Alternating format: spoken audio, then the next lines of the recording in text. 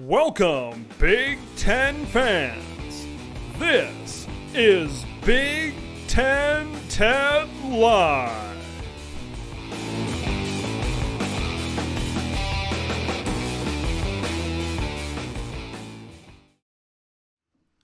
And with that, welcome to another edition here of Big Ten Ted Live. We've got a lot to talk to, and we got a lot to talk about, I should say, here as we go along this evening. It just happened. The University of Minnesota punched their ticket to the national championship 6-2. Was it 6-2 over Boston University on the hockey side? So if you guys are talking, if you just got finished watching that game, welcome in to Big Ten Ted Live. I think we got Michigan here coming up against Quinnipiac as well. Maybe, just maybe, we'll have an all Big Ten final. So that should be interesting as well. Welcome in to Big Ten Ted Live here tonight. You can join the show here tonight. We've already got someone coming in on the phone line. We got someone on hold already, which would be the first call in Big Ten Ted Live history. So we'll get to that. If you got calls here later on, where we got plenty to talk about here on Big Ten Ted Live. There you see a chat, super chat, 715-600-2150, 715-600-2150 is our phone line here tonight. So if you want to talk conference realignment, if you want to talk hockey, if you want to talk Michigan spring game, if you want to talk spring football, there's plenty of places to do it, whether it be the chat or whether it be the phone line. We'll get to that. So here are the topics that we are going to get to on the show today. We're going to talk about Washington and Oregon. News coming out today about the Pac-12 media deal. Late spring, early summer is the time when things might happen for the Pac-12 in terms of a media deal. I want to talk about if the Huskies and the Ducks joining the Big Ten is bad for the 14/16 member schools. Kind of a little bit of a deep dive. I wouldn't say a super deep dive, but a little bit of a deep dive here into that as well. So we will get into that as this show progresses throughout the program. Before I get in, then we'll talk about the Michigan spring game, right? That happened this weekend. I wasn't able to watch it live, but DVR'd it, had a chance to play it back. Got some thoughts on the Michigan spring game. I think there's a lot of depth there in Ann Arbor, Michigan. Okay, we'll talk about that. Before I want to get into all this stuff, there's a few more points. There's a few more things that I want to hit before this is done. I want to give a big shout out to Iowa women's basketball and the run that they made all the way to the national championship. We've been talking about Caitlin Clark for 2 years now, it seems, for a long time, and just the run and the performances that she was able to put on and going all the way to the national championship. Congratulations on a great season to Iowa women's basketball. Okay. Next thing, we just talked about the Frozen Four. Congratulations on Minnesota punching their ticket into the national championship game. Michigan might make it an all Big Ten national championship game as well. And then I'd be remiss if I didn't talk about the passing of Chris Petrie, also known as Golden Blue Dude here on YouTube. Big West Virginia fan and a big influence in the YouTube college football scene. Just passed away. He'd been suffering from Crohn's disease for some time, and YouTube community stepping up big time on the GoFundMe account. So props to those who have donated to help them out and to help the family out. And it's a big hole left in the college football community.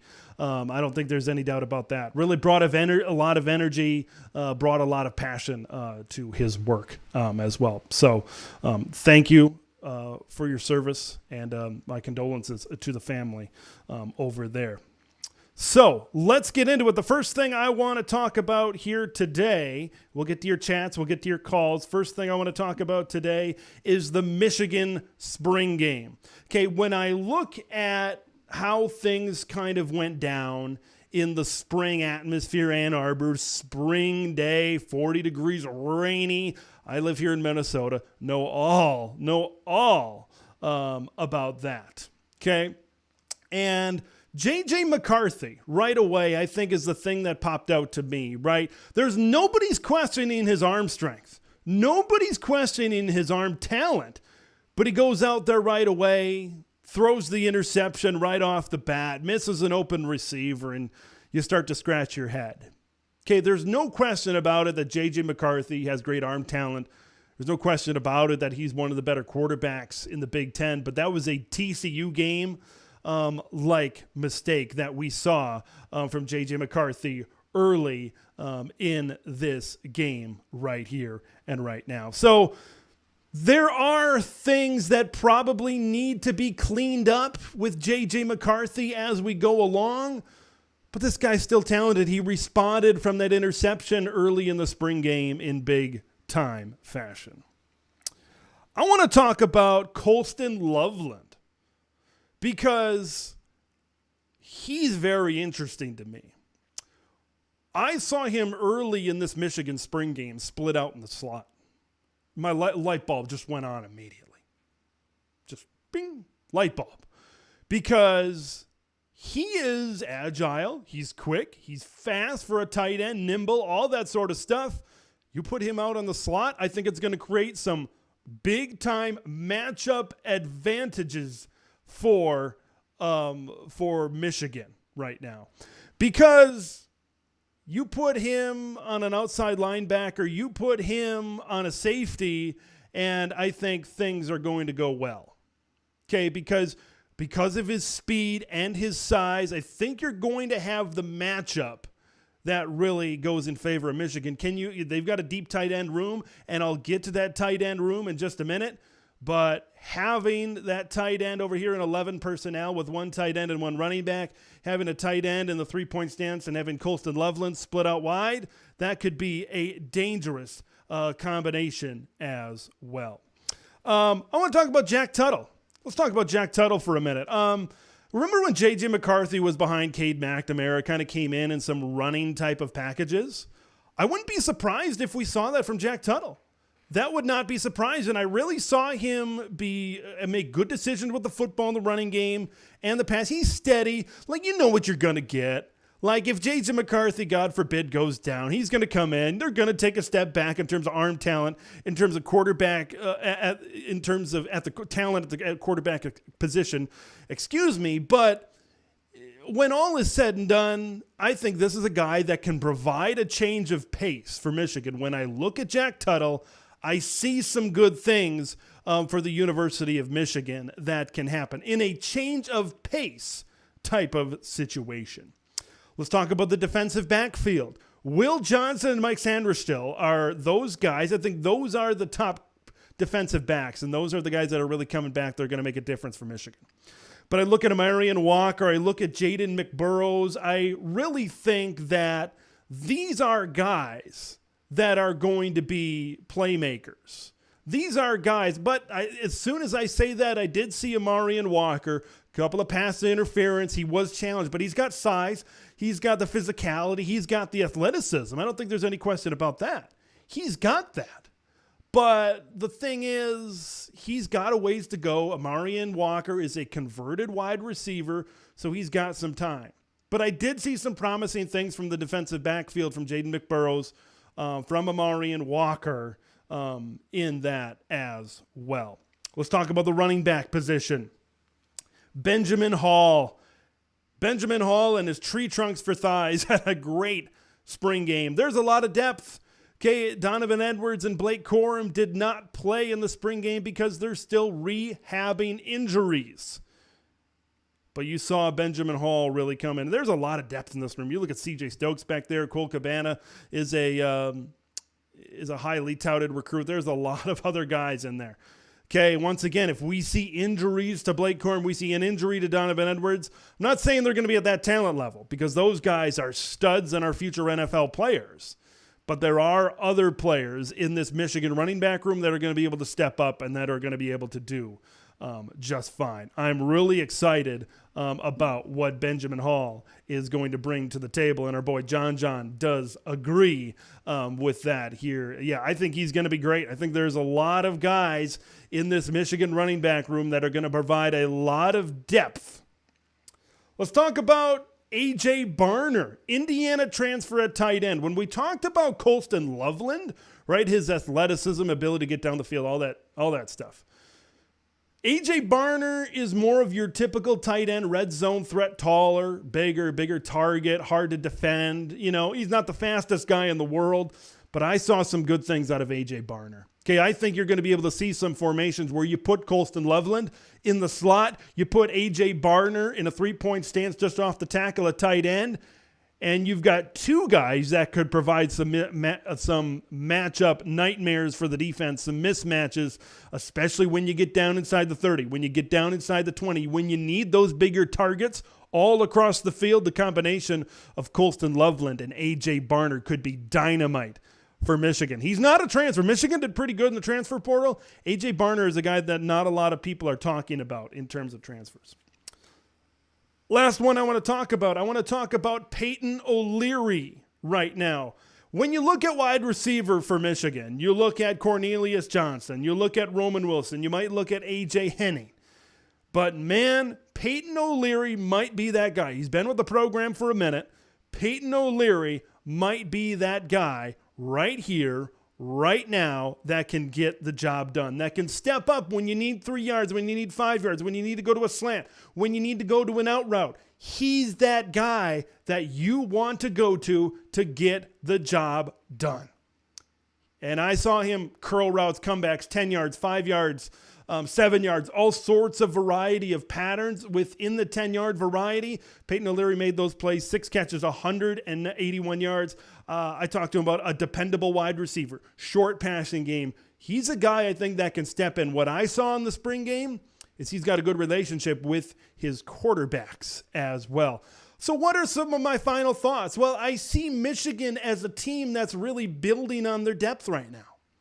Because we know where the stars are. We know what J.J. McCarthy, Cornelius Johnson, Colston Loveland, Blake Corum, Donovan Edwards. We know all those guys right now. But we want to see some depth at certain positions. That's what we want to see right here, right now. And I think Michigan, what I saw in the spring game, I think Michigan is capitalizing on some of those positions right now. They're capitalizing on some of those situations. So those were kind of my thoughts of the Michigan spring game. All right, let's get to some comments here. We got someone on hold here. We'll get to some calls here. Lewis Papp checking in here. Good evening. Minnesota winners on the rink. We'll see if Michigan is next.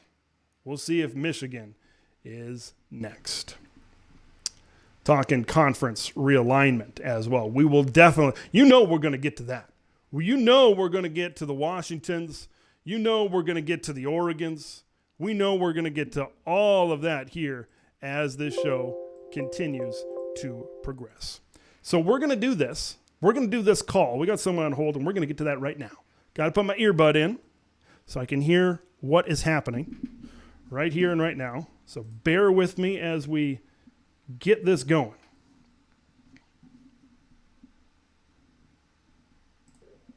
You are on Big Ten Ted Live. Who's this? Dave Walensky. All right, Dave. How's it going today? Let me turn off my computer so I can actually talk to you. All right. Let's make it happen. All right. First of all, congratulations. Hello? Yes, I got you. Loud and clear. Okay. All right. Just wanted to congratulate the Golden Gophers to making it to their the national championship game, and hopefully we'll get that Michigan rematch. Oh boy, what a team! What a team! I had the opportunity to kind of cover them here working. I live and work in Minnesota, in the Twin Cities. Had an opportunity to work a couple of their games, and that is That's a powerful team. That's as good as it gets in college hockey. Oh. I went to St. Cloud State, and it's unfortunate that Bob Motzko found his way as a St. Cloud State alumni to the Twin Cities to Minnesota. But that, it's all good. that comes down to basically I am one of those guys that still wishes that the WCHA was still around, and the good old old days. rivalries were like, it's sad that we that TV basically got in the way of the Big Ten and decided to let's have our own hockey conference. And speaking of which, I would love to see just for hockey. If you can get Notre Dame for hockey, why can't we get like another Minnesota school in for hockey? Minnesota State, right? You had recent Mike Hastings coming Minnesota, over to Wisconsin, so you got that rivalry. State. You would have if you could have Minnesota State, if you could have like St. Cloud or Minnesota Duluth, which is usually a powerhouse. But I would love to see that, at least one more Minnesota team, because it gets kind of lonely when you're the only Minnesota school and you have all these other former rivals. The rivalries is the big thing. I've heard that for a long time. That we would love to have that, but such is life. I miss playing North Dakota 4 times every year. That was just a huge hockey rivalry. Yeah, I worked that Minnesota-North Dakota game earlier this season. Raucous atmosphere at Mariucci Arena. All 10,000 seats were full during that one. But, I did not have the opportunity. I went to college, what was that? 2015, 2016, something like that in there. I'm just a young buck over here. But my brother went to St. Cloud State, I don't know, 3 or 4 years before that, when it was in the latter stages of the WCHA, when you had home series against North Dakota, against Minnesota Duluth, against Minnesota State, and the list goes on and on. Bemidji at one time came into the conference, making it. It's just what was it? 5? Make that almost. Was it 5 or 4 teams? I think from Minnesota. It was. You had Bemidji State, you had Minnesota State, you had St. Cloud State, Minnesota Duluth, and Minnesota, and that was 5. And now they've recently added St. Thomas to Division I. Yeah. That would be really great to see at least somebody come over from a Minnesota school to come over to play some hockey. Like I said, another thing I wanted to talk about was I noticed that Wisconsin was the host for the Frozen Four, and I'm like, how are they hosting the Frozen Four when it's in Tampa? Wisconsin is the host. Yeah, the NCAA does these weird host things. I did see next season, this is kind of as we're talking about this, Sioux Falls, South Dakota is set as a regional host. Yeah. I mean, I know they won it in different places. It was in Tampa. Actually, the last time it was in Tampa, I was covering it back when I worked my news job. Back when I worked in Fargo, went down in Tampa when North Dakota won the national championship. So it was at 2015, 2016, something like that. But it's just wasn't the host Alabama Huntsville or something like that? Yeah, I don't even know if they have a hockey program anymore. I know they used to. They used to, and I think they got rid of it because it was either they had the choice between going independent, because after COVID, a lot of those hockey conferences were like, we want to reduce our travel. So you guys become like independent, or you don't have a team at all. I think Huntsville decided to not have a team anymore. Yeah. Geez, yeah, the WCHA, I think Alabama Huntsville used to be in the WCHA. Then you had at least one of the Alaska schools. I don't know if it was both Fairbanks and Anchorage. I think it was one went to CCHA and one went to one to the WCHA and one went to NCAC or whatever the hell the other new conference. A lot of C's, a lot of N's, a lot of A's. Yeah. A lot of we've got a comment here if you're watching. Someone says Arizona State for the Big Ten for hockey. What would you think about the Sun Devils coming over for Big Ten hockey only? Might as well. Heck, if you're gonna talk about Oregon and all those other Oregon and we'll get to that. and what is it? The Oregon and Washington. Washington. If you're talking about those schools, you might as well just put Arizona State in. Yeah, they're kind of out on an island. I know they got the Colorado schools. You got Colorado College and Air Force out there that are hockey schools right now. But there's been a lot of talk about that as well. There's been talk on other podcasts about, hey, if in the Big Ten, if you had other schools join from a hockey perspective and basically create a hockey program, which schools would you like to see? Some people mention the Northeast. They look at Rutgers. You look at Maryland. I get that because of what the Northeast brings, Massachusetts, that kind of thing. I get that. Nebraska was brought up. Yeah. We have, and I didn't notice because I never watched lacrosse, but I found out like Johns Hopkins has a lacrosse team in the Big Ten. Correct. That's a Big Ten only member for lacrosse, and that's huge, right? I did a video a couple of weeks back about what value does Rutgers and Maryland bring to the Big Ten. Maryland brought Johns Hopkins to the Big, and they are a lacrosse powerhouse in there. Yeah. So that's really bolstered that side of things. Oh yeah, but what else? You were talking about what I just don't think we should keep on reaching out to the West Coast anymore for teams. Let's talk about it. Yeah, I'm just not. I'm more of a traditionalist, man. I really like the Pac-12 to be the Pac-12. What's your reasoning?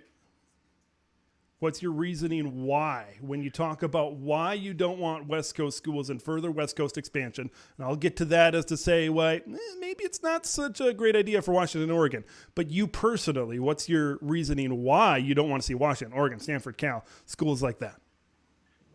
I'm more of a Big Ten traditionalist. I'm more of a conference, regional traditionalist. I want the schools to be in a certain region, and this way you don't have to travel super duper far.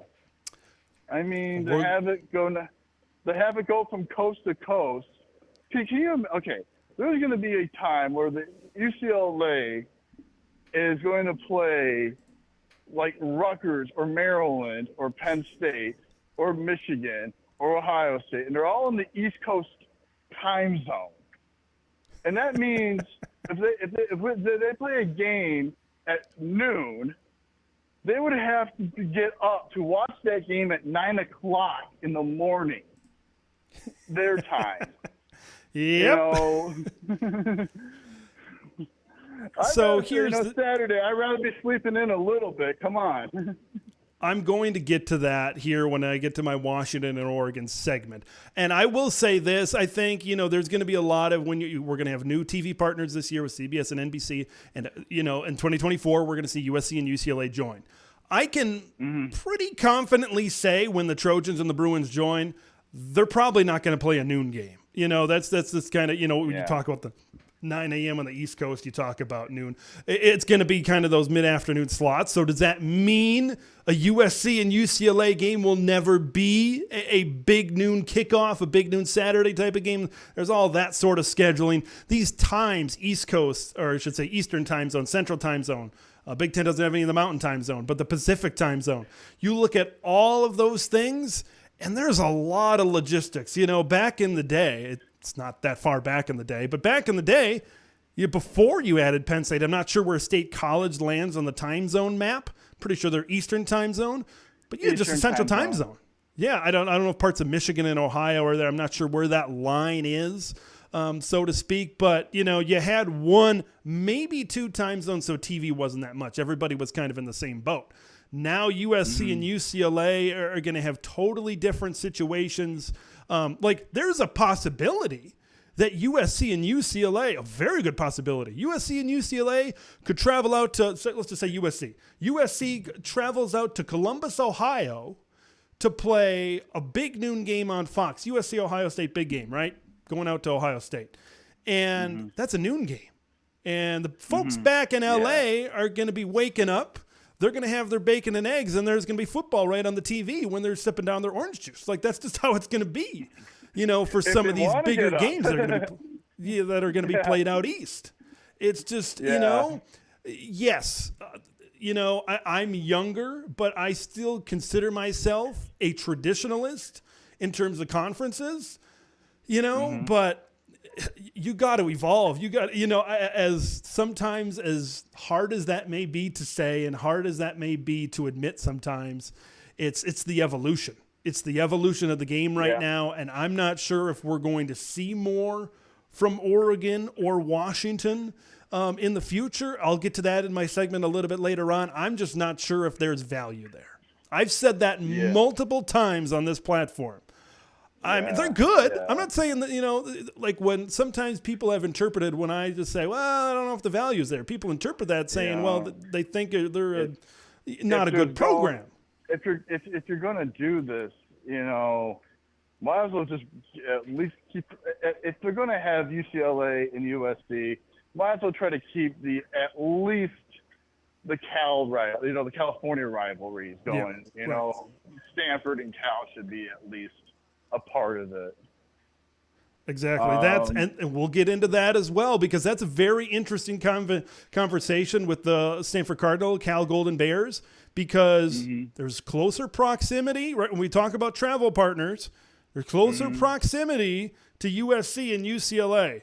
You look at it on a map, Oregon and Washington isn't exactly close per se to USC and UCLA. And a lot of people are saying, well, Oregon and Washington are going to be travel partners. Well, slow down a little bit, and I'll get to that. We'll kind of throw out some numbers here a little bit later on.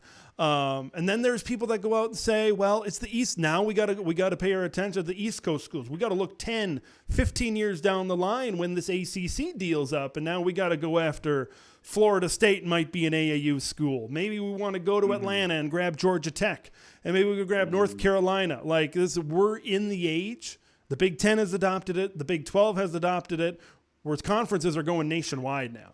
Brett Yormark, commissioner of the Big 12, says he wants to get into the Pacific time zone.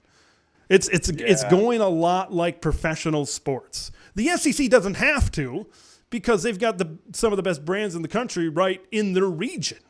So they can afford to stay fairly regional. Some of those SEC schools, I would say, like, have Missouri, and then like, it's getting too big for certain FE schools to keep on being in there.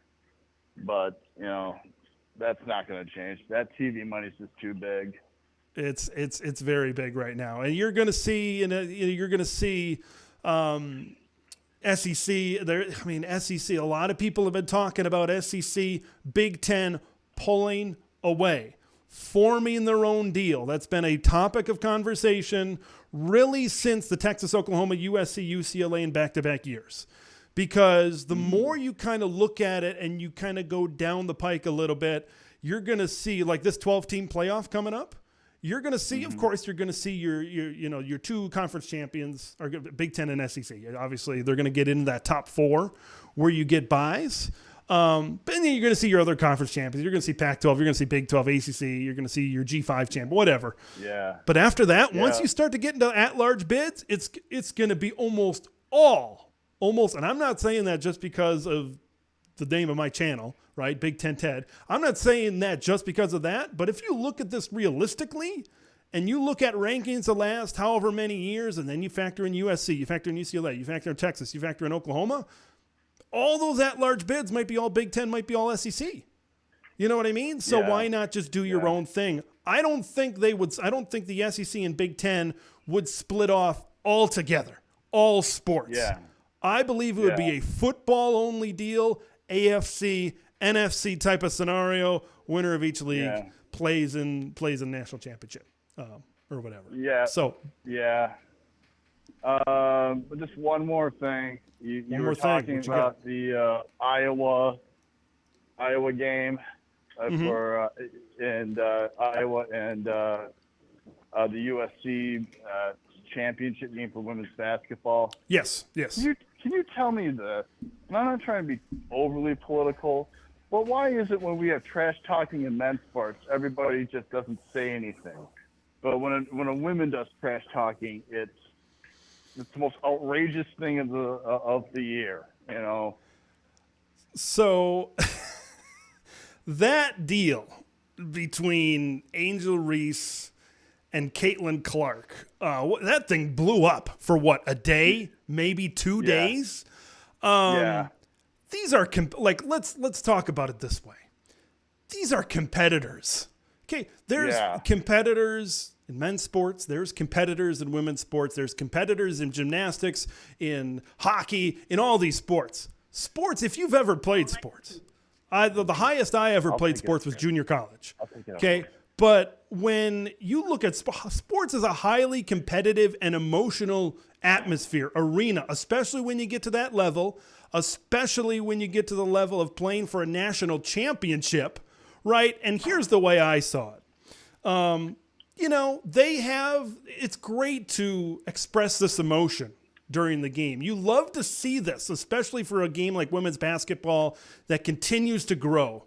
And then you just hate to see it brought down like this, with this type of talk, because it really is unnecessary. You have two competitors that are going at it, and I'm sure LSU, all they're hearing about is Caitlin Clark and Caitlin Clark and Caitlin Clark.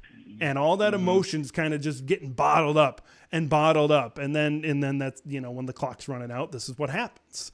It's part of the game.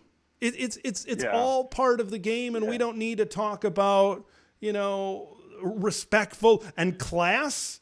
That's the term that was thrown around, class and classless. Yeah, it was, I could think of. Yeah, I mean, everyone acted on the media like he threw the middle finger at the girl. Come on. It's just like, there could be a lot worse things that could happen than someone throwing up a Cena and a ring. It's like the ring thing was also, so that was like a Joe Burrow thing, right? If you remember his championship back in 2019. Yeah. So I think that was more of a nod to LSU than maybe it was like I just did not understand how this blew up to be such a big thing. That's kind of where I'm at. It's just like, I thought they'd maybe talk about it. Morning talk shows might talk about it for a little bit, and then maybe it would fizzle out. But this became the topic of conversation for about a day, and then going on almost another day as well. I didn't understand it. I feel like when you talk about disrespect and when you talk about class and classless, I feel it brings down the women's game, so to speak, because as you mentioned, guys go out there and throw Cenas and do ring gestures. I don't think we're talking about classless, disrespect. We're not talking about that. That's the way I feel. Everybody has their own opinion, but that's the way I feel. It kind of brings down the growth that maybe women's basketball has had when you're not talking about the athleticism, when you're not talking about the great shooting ability of Caitlin Clark. Like I did not watch, I saw all the reaction of it, but I didn't watch Iowa LSU, but I did watch Iowa South Carolina. And that game that I watched, Iowa and South Carolina in the Final Four, no question about it, the most entertaining basketball game I've watched all season long. I'm not a huge basketball guy.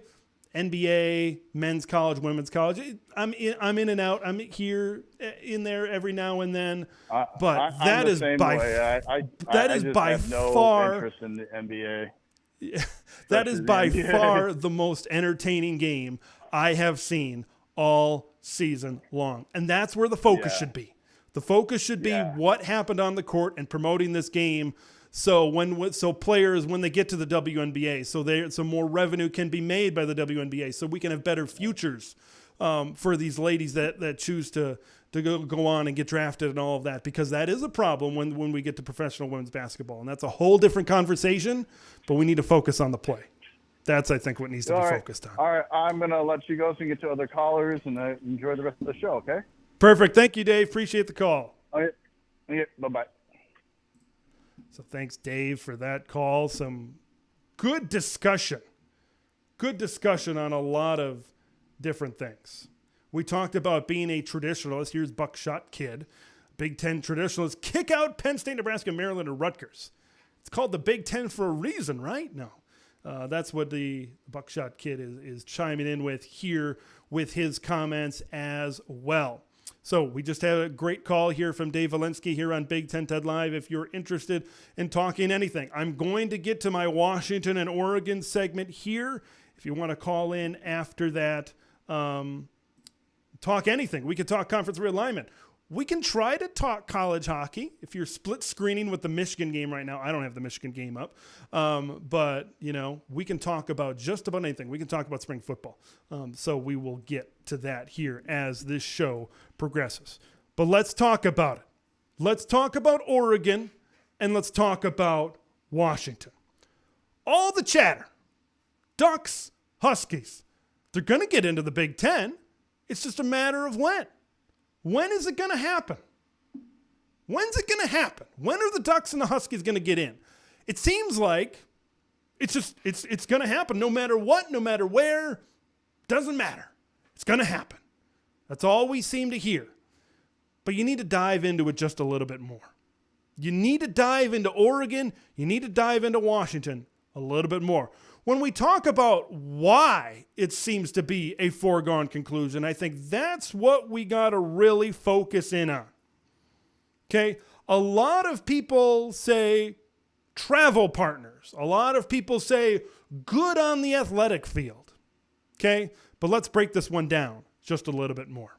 Right now for these Big Ten schools, USC and UCLA is a easier road trip. I know cross country, right? Rutgers going to the West Coast. I know that might not seem like the easiest thing in the world, but I look at Oregon and I look at USC and I look at UCLA, and here's the deal. I'm not worried about football. Rutgers is going to fly out a day early. They're going to get settled in Los Angeles, and they're going to be fine. They're going to fly back. It's a game. It's a day, whatever. Even though this channel is mostly concerned about football, when you talk about adding members to the Big Ten, you got to sometimes talk about other sports as well. You got to talk about the logistics of other sports as well. I want to talk about sports like a basketball. You might have a wrestling duel. I know things like track and field meets. You have all the teams kind of get together, so to speak. But I want to talk about when one school travels to another. That's what I want to talk about right here and right now. Because right now, if Rutgers travels to LA, they fly into LAX and then they play at USC. It's a 14-mile separation between USC and UCLA. A 20 to 30-minute drive, might be more some days, 45 minutes to an hour sometimes with traffic out there in Los Angeles. But the point being, they're right there. You can fly in a day early. You play on a Tuesday, and maybe you play on a Thursday against the other, and you've taken care of your Los Angeles road trip in the basketball season. You've taken care of it already. I think that's why the partnership with USC and UCLA was so important, is because the flight's already there. The separation between campuses is so little, it makes it an easier road trip. When you factor in Oregon and Washington, now other Big Ten presidents might say, well, I can handle one road trip with campuses separated by 14 miles that are just across town. But now you're throwing in a second West Coast road trip. And now I got to fly into Seattle, and then it's a 4.5-hour drive from the University of Washington to the University of Oregon. That's a little bit different now, folks. I know that's a doable drive with a day in between. I know that. I get that. But there's some sports out there, as we continue to get further away from football to basketball to volleyball, you keep on going down the revenue chain, so to speak. And it gets more difficult as you go, because that is a second West Coast road trip. It is not as close as USC and UCLA, which might make it, which Big Ten presidents, current Big Ten presidents, might shy away from. They might shy away from. Because right now, when we talk about Oregon and we talk about Washington, what we talk about in the current day and age is, yeah, they're solid additions. They'd make the conference probably a little bit better athletically, but they don't bring a huge, I've been saying this for some time. I don't think they bring a gigantic value. I think You have to bring in new money. You got to bring in something like an Amazon Prime on a Friday night just for them to get their $35 or $40 million at a reduced share. Like, if you bring in Oregon and Washington, and I'd have to do the numbers, and people smarter than me would have to do the numbers, and I'd have to get the data there. But I don't know if these other 14, 16 schools are getting any more money. Because if you add a new time slot, that money is trying to get the reduced share to these other schools. And maybe the money is more than I anticipate. But even at $40 million a pop, that's $80 million a year. That's still a decent amount of money. Is Fox, CBS, and NBC, are all these partners that already agreed to a deal, are they going to be willing to up the charge? I don't know. I don't think so. I don't know if the value is there. And then when you look at it from a Big Ten president's point of view, are they a little bit skittish, not bringing any more money, okay, and being able to kind of go out and, you know, the value just isn't what USC and UCLA was. When we talk about USC and UCLA, they're a close drive between campuses. It's an easy flight in there. You can easily pop out a road trip in there. And look what they bring. A football blue blood, a basketball blue blood, a huge media market, and a huge alumni base in Southern California. The more you break it down, and we are going to break it down more here, the more you break it down, the more you think, man, I don't know. I just don't know. Like, sure, you'd like to have them in the conference, but at the end of the day, you need to keep the Big Ten as profitable as possible. I'm not sure if Oregon, it's great for Oregon and Washington. You come in, you know, making $35, $40 million a pop. Great.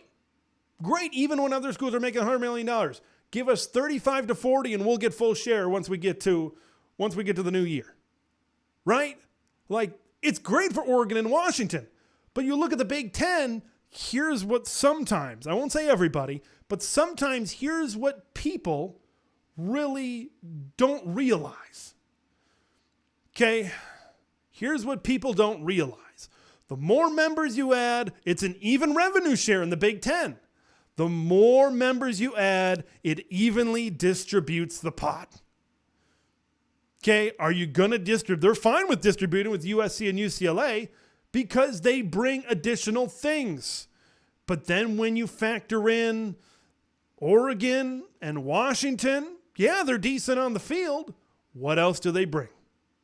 I think Oregon brings a little bit something. I don't know about Washington. I just don't know right now where we're at with this. Let's break down some more numbers, why don't we?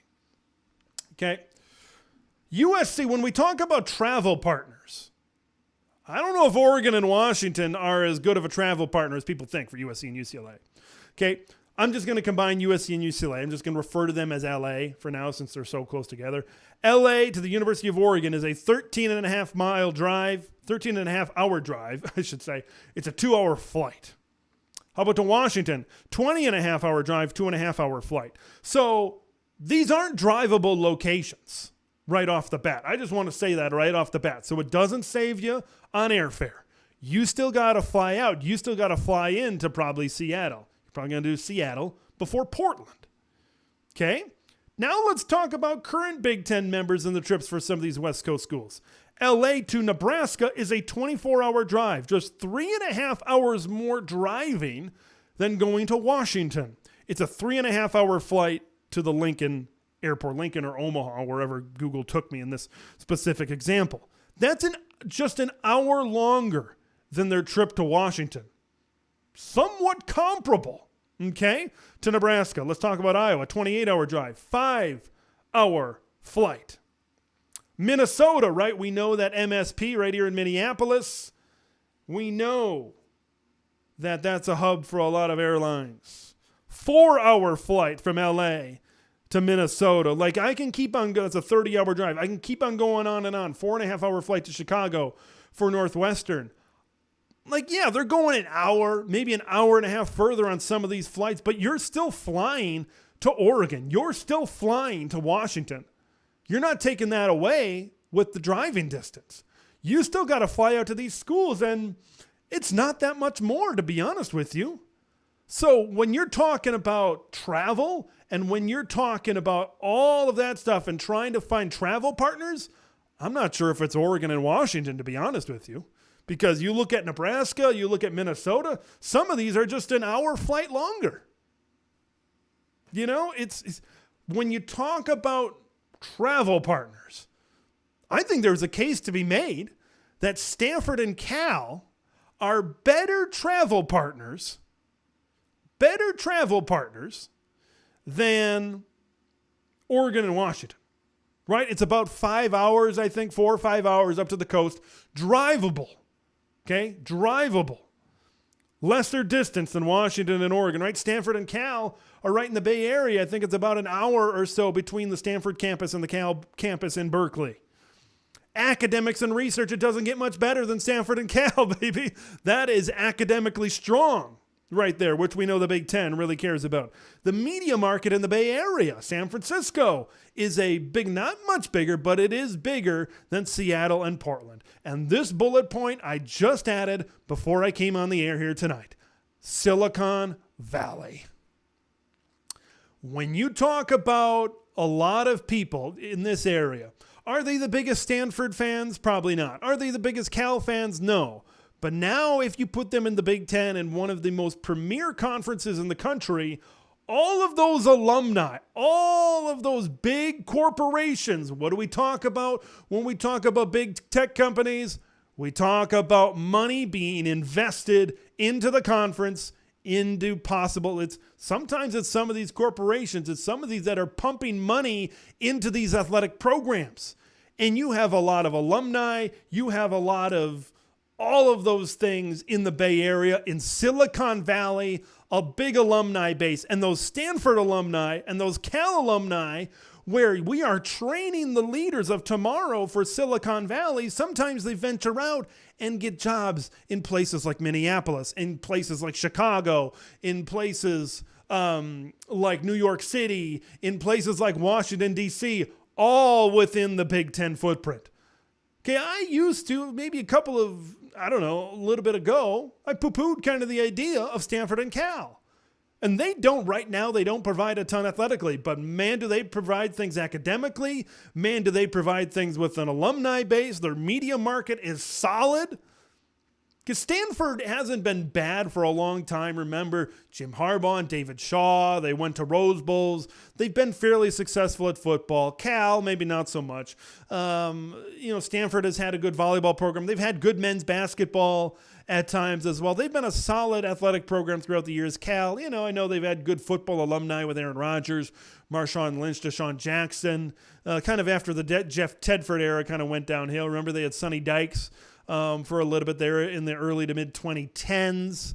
The more you kind of think about it, Stanford and Cal make a pretty decent pairing when you compare it to Washington and Oregon. Now, I'm not saying that the TV networks are going to pay all this much money. They're going to see Stanford and Cal as this much bigger of a value. I'm not saying that at all.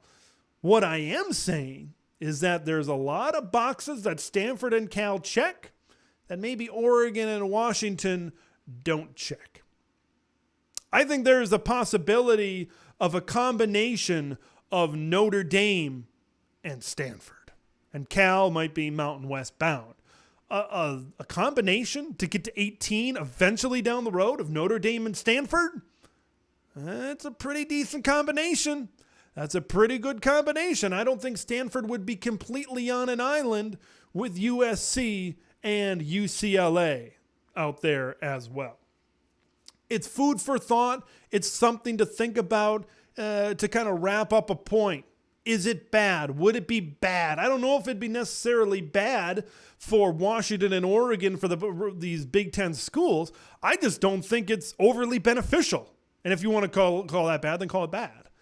But I just don't, you kind of look around and say, yeah, maybe that'll be good. Or, maybe it's just a lot of like, I need more. I needed to pack a little bit more punch. Like these moves lately, Rutgers and Maryland have gotten you out to the East Coast and gotten you out to big alumni bases and big time TV markets, USC and UCLA. I talk about the trifecta that they add.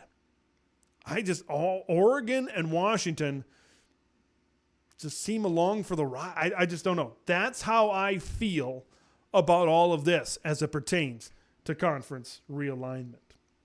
So I look at the Ducks, I look at the Huskies, and I think it's in their best interest to try to find something in this Pac-12 deal. I know you're going to take a step down, and I know they've talked to the Big Ten, and who knows, we might flip around here and we might see Washington and Oregon go to the Big Ten. And that wouldn't surprise me. It wouldn't surprise me. I think it'd be fine if you can find some new money, or you can find a way for Fox, CBS, and NBC to escalate what's already there. I just don't know if it's going to happen. Everybody thinks that this is a foregone conclusion. I'm just not so certain that it is a foregone conclusion. That's the way I see it. That's the way I see it. So leave your thoughts in the comments.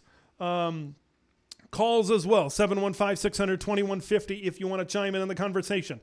If you want to talk about Oregon and Washington, you want to talk about conference realignment, you want to talk about this Pac-12 news that we talked about today, how it relates to the Big Ten. If you want to talk spring football, that's a great time. But we're going to get caught up on some comments here today. Jared Jones, Ohio State fan in the house, commenting on the call that we had earlier today with Dave Valinsky calling in to the program as well. Appreciate that. From Buckshot Kid, the Big Ten doesn't have a new commissioner for expansion yet, which is why the news of today in the Pac-12 is very important, where they're not going to have a deal done until late spring and early summer, which is a perfect time for the Big Ten commissioner to come in May, mid to late May, which it looks like is happening right now. It's a great time for them to come in and then negotiate a deal. It could happen. It could happen. And all of a sudden, just don't think, like I just mentioned, just don't think that Oregon and Washington is the for certain that that's definitely going to happen. Don't count out Stanford and Cal. I'll put it that way. All right, more from Buckshot Kid. It's a long shot, but I would try to pick up Colorado, so maybe you could see a pissed off Texas A&M. You know, yeah, maybe Colorado's an interesting one. Their media market's okay. Denver. I love Colorado. Was there 2 years ago. Deion Sanders would have to take that program to another level, I think, for that to really come to fruition. More from Jared Jones.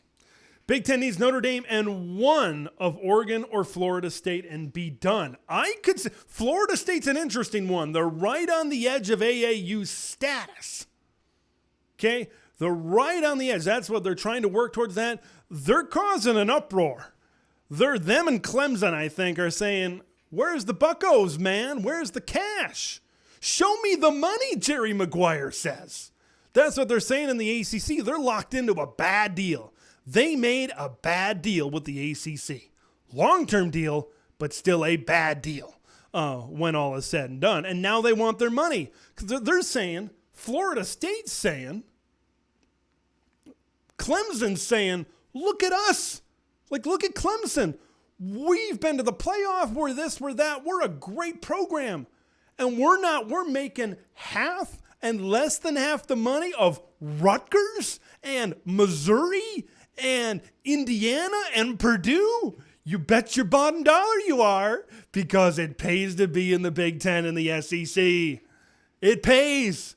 Facilities are being built at all these Big Ten schools, SEC schools. It pays to be in those conferences.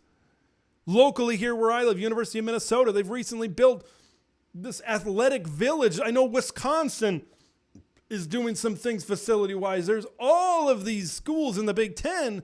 Like, you look at the project, the Go Big Red project at the University of Nebraska.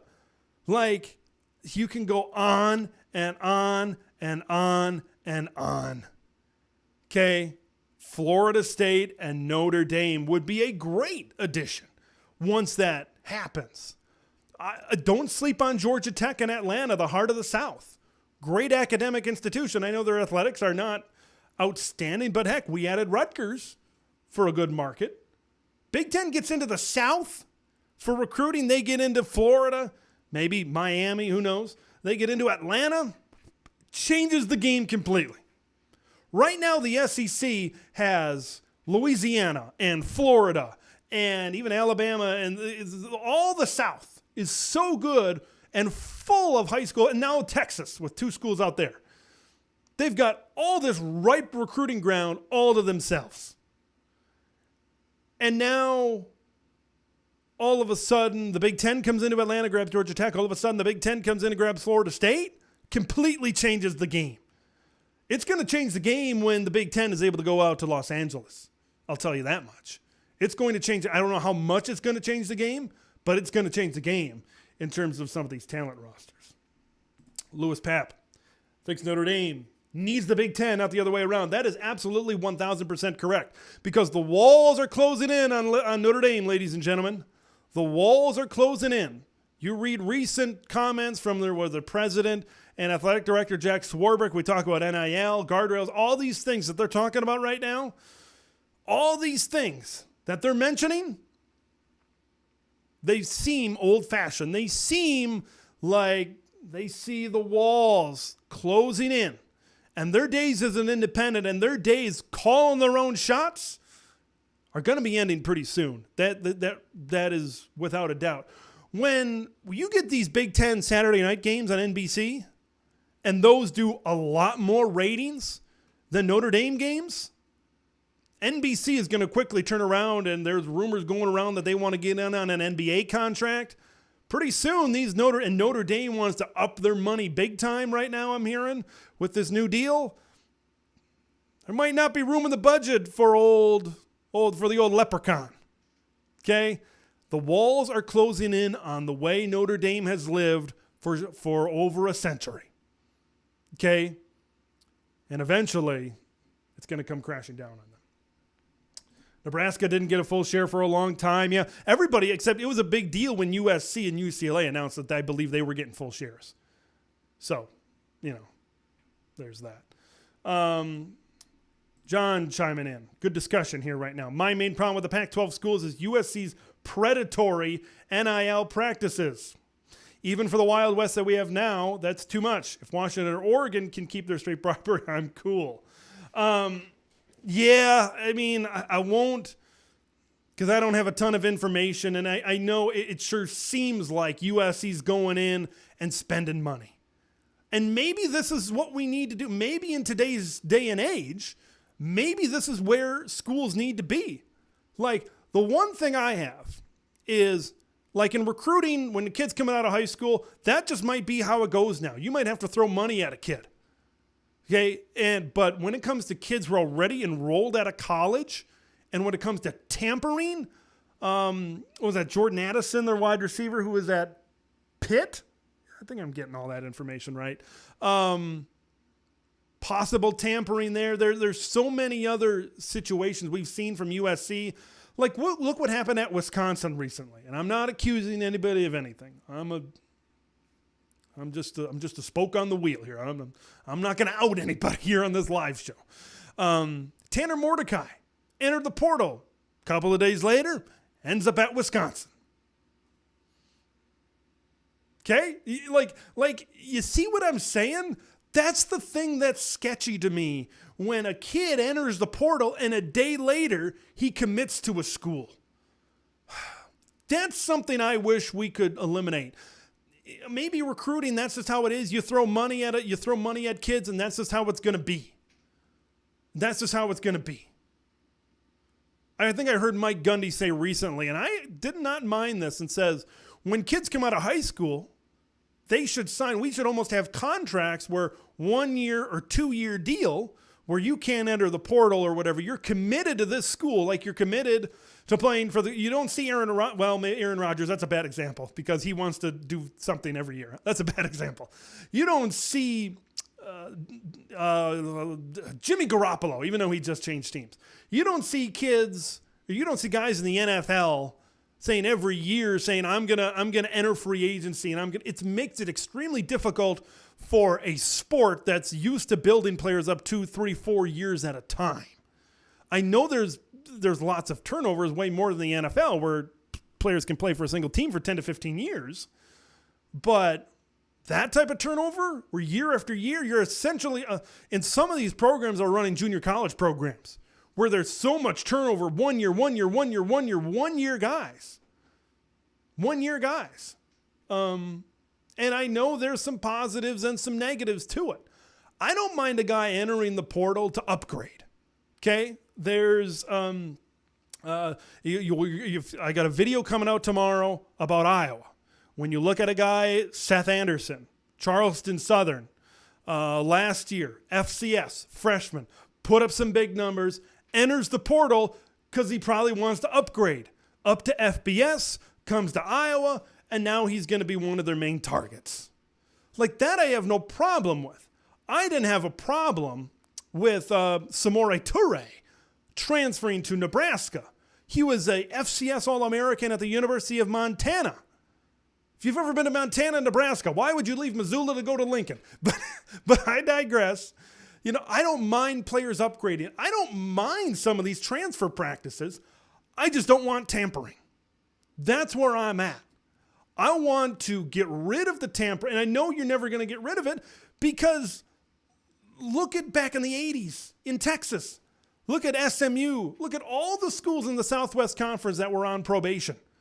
Look at all these rumors you've heard for years down south about how they've been playing players. You're never going to fully get rid of it. I think coaches are in a weird spot right now where they almost say, we have to embrace this. We have to go get it. Because if we don't, like Wisconsin, if we don't try to go out and get Tanner Mordecai, we're going to be left behind. If you don't embrace NIL, if you don't embrace the transfer portal, it's going to be a tough time. You're going to have a tough time. The sport, up until 2018, 2017-ish, from 2018, we'll go backwards, 2018 to 18 whatever, when Princeton, 18 was at 1869. Princeton and Rutgers played the first game. The sport recruiting, acquiring players had been fairly the same. 2019, what was it? 2019 was the transfer portal. I can't remember when the transfer portal and then NIL was very recently. Completely changed our sport in a couple of years. Imagine where this sport is going to be 4 and 5 years down the line. Are players going to unionize? That's something that not a lot of people are talking about. But they should be thinking about. If players unionize, that's a whole different thing. That's a whole different thing. That's something that could really blow up. Really blow up. Because that's kind of the heart of all of this is players' rights. What they wanted to do. Their rights to go, and we want to be able to make money on ourselves. We want to be able to, we don't want to be locked in, and we want to be able to transfer whenever. It's players' rights. It's pro-player initiatives in college sports. That's where this all started. And now, there's the problem the NCAA had is that they didn't put guardrails on it to start. The toothpaste has come out of the tube, ladies and gentlemen. It's tough to get it back in the tube, I'll tell you that much. Let's get to some comments. Kind of went off there, but that was a good comment that I wanted to get to. Bob Milborn says the Big Ten needs to get some airplanes. Yeah, we need some Big Ten airplanes so it doesn't cost these schools so much to travel out to California. More from the Buckshot Kid. If Amazon can pay the Big Ten for expansion, they can add some planes for travel. As part of the deal, hey, half of your payment needs to be airplanes, air travel. Oh, Jared Jones, Apple and Amazon jumps in for Oregon and Washington would be the only way it works. Yeah, that's what I said. A Friday night time slot. That's it. That's how it needs to be. I don't see you talk about the Pac-12 after dark. Big Ten, the 14 schools in the Big Ten aren't going to want that. You want Iowa fans and Wisconsin fans and all this stuff. You want all those fans to watch a game like I'm living here in Minnesota. If I were a big, like all the Gopher fans, all the row the boaters around here, do they want to stay up for 10, 11 o'clock? I don't think so. To watch a game against UCLA or Washington, a team that, for the most part, they don't really care about because they haven't had those rivalries with them? I don't know. All things you got to think about. Erica Goldberg, our resident Hawkeye fan here. Oregon and Washington don't bring much. Correct. Let's go for Notre Dame instead. Like, I've said this a couple of times now. There is a clause in the current television deal, Fox, CBS, NBC, that mentions Notre Dame by name. That says if Notre Dame is available, we'll up our money. We'll make it happen. No other school is mentioned by name. Jared Jones is on the Goldberg train. Get Notre Dame. I'm in a situation right now where I'm like because Notre Dame has to join the ACC, right? That's their whole grant of rights thing that can happen. They're in the ACC for all the other sports except for football. If they want to join a conference for football, it has to be the Notre Dame before 2036. And I think that's where the focus maybe needs to go. You look out west, and I think I said this last week on the live. You look out west, you look up and down and say there's some decent expansion opportunities, but out east, Florida, Notre Dame, maybe North Carolina, there's some good opportunities. Sunshine Design, thanks for coming in here today. Saturday night games are unreal. West versus East. So much fun. Those Big Ten Saturday night games, we're going to find out real soon. The future of Notre Dame on NBC. Because those Big Ten Saturday night games, watch a video that I just put out a couple of days ago, my predictions for Fox, CBS, and NBC. I had NBC Saturday night games like Michigan, Penn State. I forgot what the other one was, but there were some big time games in there. I think Ohio. Did I have Ohio State, Penn State as an NBC game? I think that's what I had as well. So, yeah, that's going to be the real swing. That's where we're really going to find some things out. All right.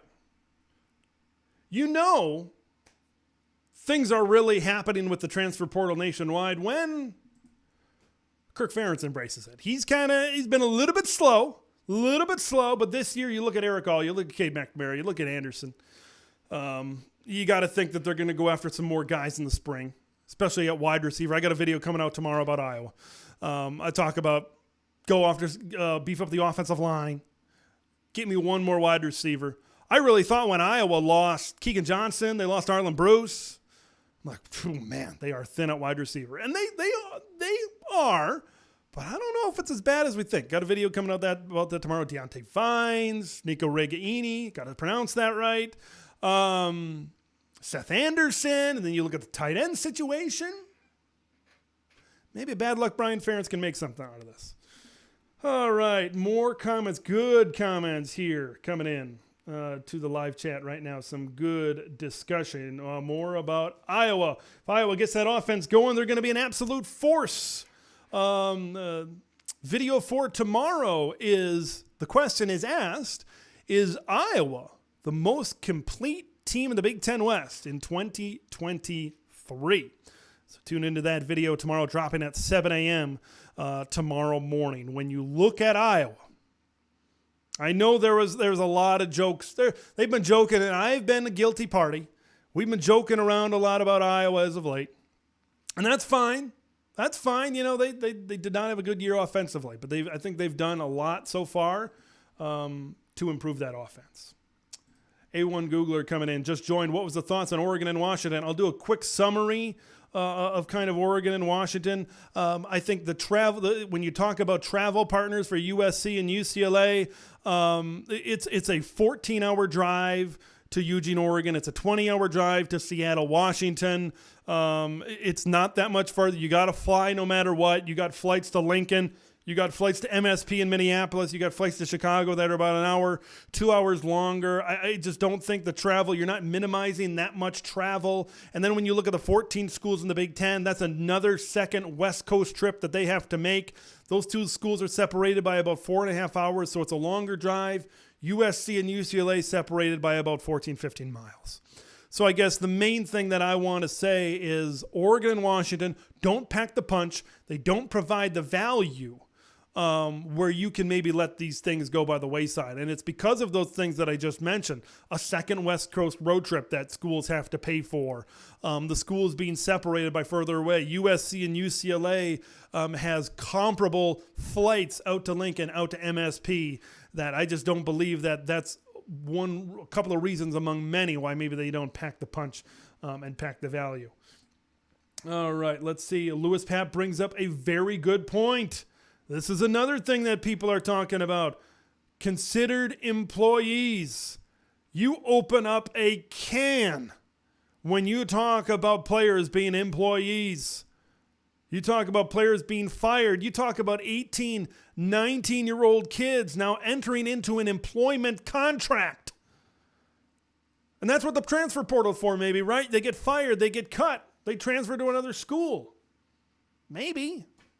A1 Googler said, airplanes, why not high-speed rail project? I am a supporter. In this area where I live, there was going to be, I don't know if they're still working on this. I don't know what the deal is, but they were going to make a rail project that would connect Eau Claire, which is about an hour into Wisconsin from the Minnesota border, and they were going to connect that to MSP and then go up about St. Cloud, which is about an hour and a half north up of that. I'm all for high-speed rail projects. I like the trips that connect out west. I think that is good transportation. Maybe it'll happen in the future. All right, let's see what else. We got some good comments here coming in to everything. Jared Jones, Oregon and Washington probably eventually end up in the Big Ten. I mean, it seems that way. I don't know if that's the best course of action, but it seems like everybody is on that train. Buckshot Kid. The WWE TV contract ends in September of 24 with Fox. So that's a Friday night time slot. That is a very interesting situation because there are other leagues. You mentioned the WWE. You mentioned the NBC being involved in the NBA possible negotiations. And remember, they've got this big budget that they got to spend on getting sports programming. And certain networks are going to go in certain areas, right? NBC lost the National Hockey League. Maybe them not having the NHL allowed them to bring in the Big Ten. Okay, would the Big Ten be on NBC if they still had the NHL contract and NHL moved over to ESPN and Turner? I don't know if they'd have it in the budget, because they were the primary rights holder for the National Hockey League at that point. This is an interesting one you bring up with the WWE, airing Friday Night SmackDown. Paying big money for Friday Night SmackDown. Are they getting the return on investment? I believe they signed that deal in around 2019 is when SmackDown moved from USA to Fox. You know, what is going to happen with that? So if I'm Fox right now, okay, is a Friday night game on my network, a Big Ten game, and it depends which order it goes in. Is a Friday night game number 2, number 3 in the Big Ten matchup of that particular week? Is that better than the $2.5 million I get from Friday Night SmackDown? I'm not the one making that decision. That's what they have to decide. Ratings are going to go down with old Vinnie Mac in charge now, I'll tell you that much. Let's see what else we got here. A1 Googler is not a fan of Notre Dame. Look at the viewership. Yes, I mentioned that in my video before when I talked about, I forgot the title already, but I was talking about Notre Dame and the Big Ten. Do they need each other kind of a thing? Their viewership's going down because they're playing MAC schools or playing Mountain West schools. Remember back in the day, they used to play all Power 5 opponents. Michigan was on their schedule every year. Michigan State was on their schedule every year. Purdue was on their schedule every year. Those games they've traded out Michigan State, Purdue. They're having ACC teams that aren't great, and then they're playing UNLV. They're playing MAC schools at home, and those just aren't drawing the numbers. Record low numbers recently. Record low numbers. We're going to briefly go back to Iowa. Iowa fan would love to see Iowa's offense even be average given our defense and special teams. That'd be good enough. Unfortunately, it won't happen with Brian Ferentz. Man, I don't want to tease. I'm really teasing this video tomorrow with all this Iowa talk. If you guys are listening, if you're podcast listeners out there, I listen to a podcast. in my humble opinion, and everybody is entitled to their humble opinions, but in my humble opinion, I think it's the best Big Ten podcast out there. It's called the Eyes on Big podcast. And one of the hosts used to play at Iowa, Jeffrey the Greek. Is one of the hosts, played at Iowa back in the 90s at some point. He said prior to this year, just give me Iowa ranked in the 80s in the country and offense, and we'll be fine. 80th, 90th, something like that. If we get to 70th, fantastic.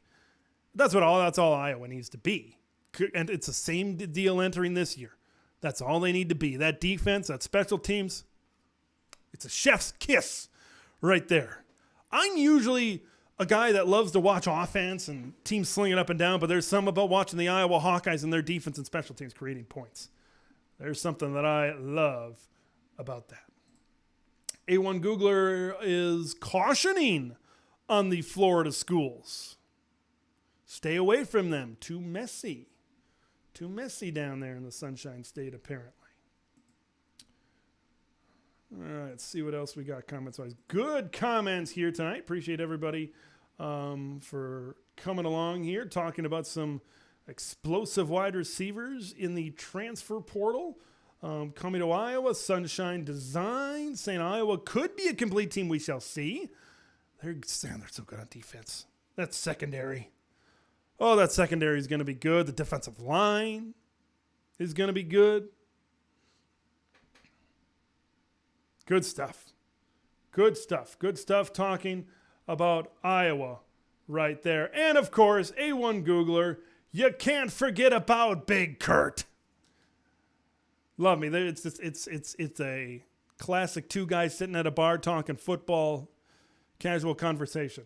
It's like it, but they're very knowledgeable on the sport. If you're not, I was never a big podcast listener, but that was, I think, one thing that that got me in. I started listening to this podcast and everything, and yeah, that's been pretty good out there. So.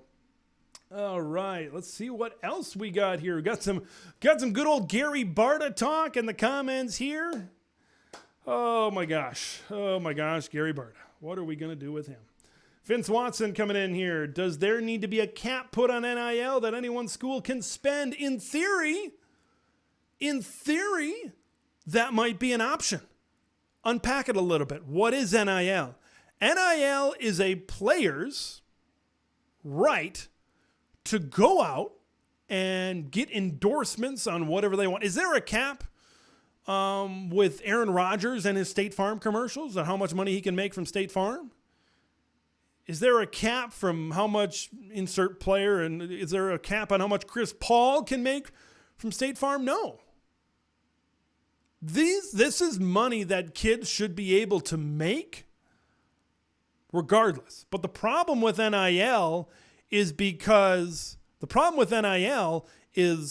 schools and collectives are using it to attract players. It doesn't happen in the NFL because they get paid salaries, and then they just go out and find their endorsements on their own.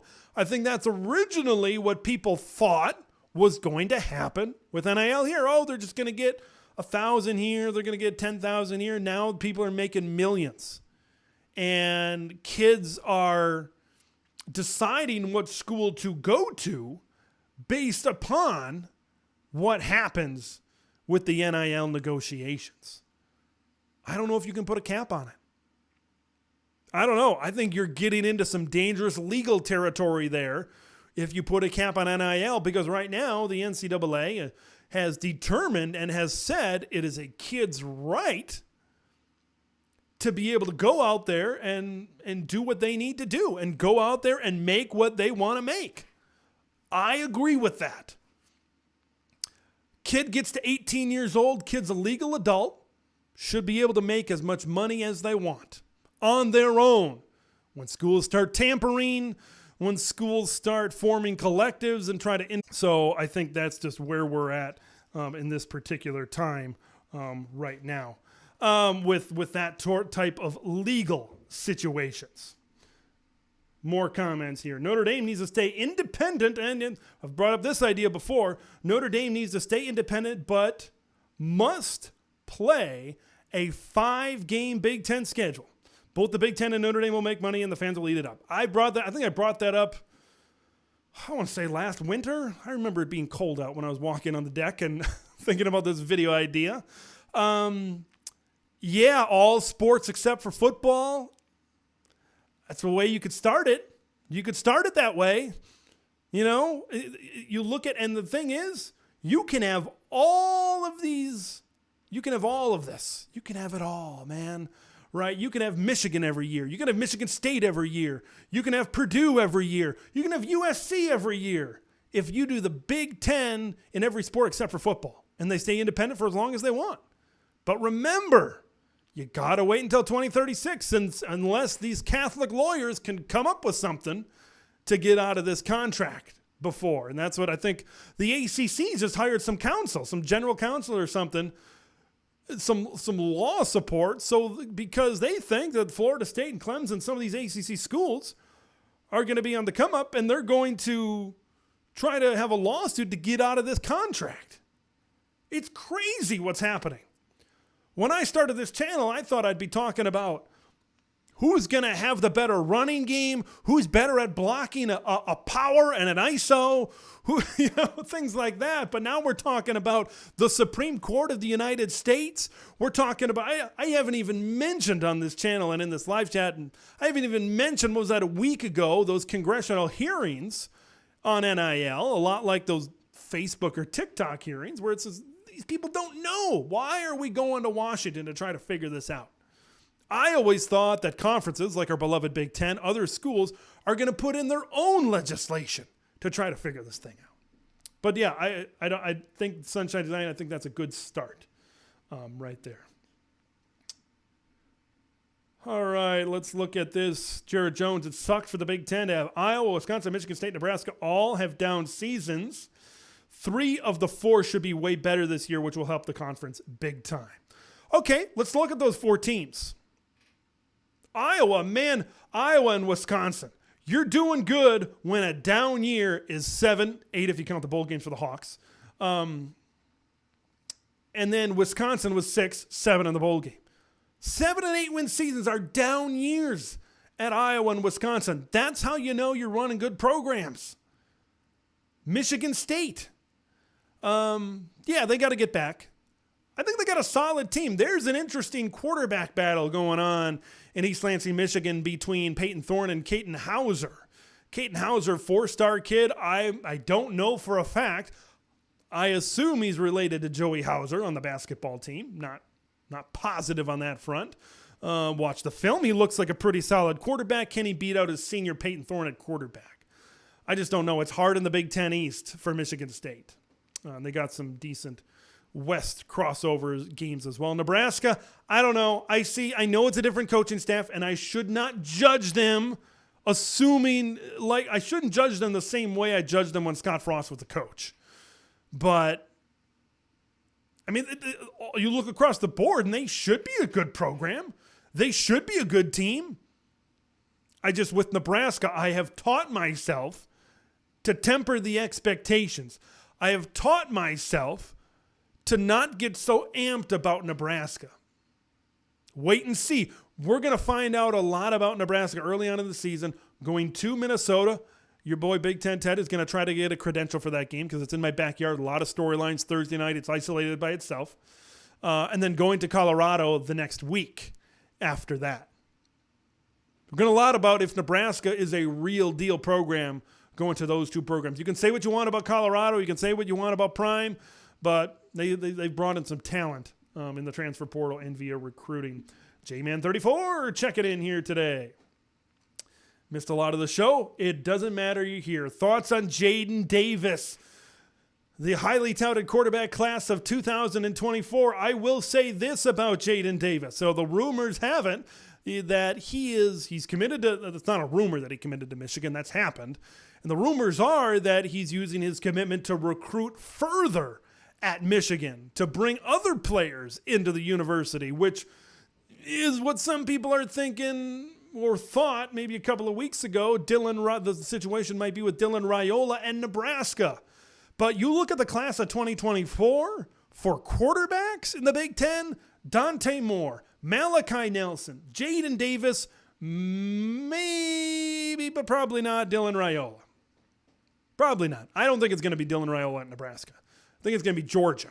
That's where I'm leaning right now with him. But the point is, Jaden Davis, Dante Moore, Malachi Nelson. There's going to be good quarterback play in the Big Ten going forward. Okay, this is just another quarterback that's going to come in. Ohio State's going to find somebody. I have no doubt in my mind that the Buckeyes will find somebody at quarterback. They always do. But Jaden Davis, very talented kid. You've really seen the Michigan recruiting take an uptick with Jaden Davis at quarterback. And quarterback's been a very interesting thing for Michigan because you've had, we thought Shea Patterson was going to be good. And now J.J. McCarthy might be the bridge for Michigan to continue to get really good quarterback after really good quarterback after really good quarterback. Maybe that's where we're at right now. But I said this at the beginning, USC and UCLA and the recruiting market that they bring. Southern California is a top 3 recruiting market in all of college football. When you talk about markets, you're probably talking about SoCal, you're probably talking about the Houston area, you're probably talking about South Florida, Miami, South Beach, that kind of area. That's where a lot of talent is. And the Big Ten is going to have a big part in that. Erica Goldberg talking about how is Michigan State going to be this year. When I look at Sparty, last year was a big transitional year, I believe, for them. And they really, Kenneth Walker in 2021 really masked a lot of issues that Michigan State had. I see Michigan State as a solid team, but the more I look at their schedule, the more I'm like, decent, because I think they got to play Iowa early in the season. I think they got to play Nebraska, which I think could be a pretty even matchup. Then you look at Penn State, you look at Michigan, you look at Ohio State. Maryland is going to be a good team. It's really tough for me to see Michigan State. I think it's success for them to get to 7 wins. Can they get to 8 wins and 9 wins? I don't know. You have Washington in the non-conference. Michael Penix at Washington is a dark horse Heisman contender. It's like, Man. It's going to be tough for Michigan State, I think, to make significant progress. But maybe there's some guys in there. I think they're solid at wide receiver, right? Trey Mosley and Keon Coleman are 2 good players. They brought in Nathan Carter, a transfer from UConn at running back, to pair with Jalen Berger. The weakness has been their defense. That's the problem. But I like Cal Halliday. I like Jacoby Windman is coming back. They've got some decent players, but as a unit, I just haven't seen it from Michigan State where I can count on them to see what I saw in 2021, because I just don't think it's going to happen. I don't think it's going to happen. I think Nebraska is going to be a competitive game. I think Maryland is going to be a competitive game. That's kind of where I see it right now. Louis Pep agrees, no better than 6-6. It's a tough league. I want to see Mel Tucker out, the defensive guy. I want to see him develop some defense. They've been recruiting pretty well. They've been that Nebraska sort of team where they're top 25, top 5 in the Big Ten, but just the oomph isn't there. It just hasn't translated for whatever reason. Maybe there just haven't been enough classes. All right, let's get some more comments here. Also, if you interested in talking, 715-600-2150 on the phone line as well. If you got topics that you want to discuss there. We continue through the chats here, talking about Notre Dame, talking about USC. Let's see, West Division, a strong West makes the season fabulous. Look at the flag behind me. Not that way, this way, right there. Look at that flag. Some good teams right there, isn't there? And there's some teams on that flag in the West Division that I think are going to be better than maybe even people think. Like, I've doubted Purdue. If Purdue gets Milton Wright back, he was academically ineligible. Remember, he was the number 2 wide receiver on the Boilermakers behind David Bell a few years back. Hudson Card comes in, Dylan Maccabee, Devin Maccabee, Dylan Downing. There we go. Got that cleared up.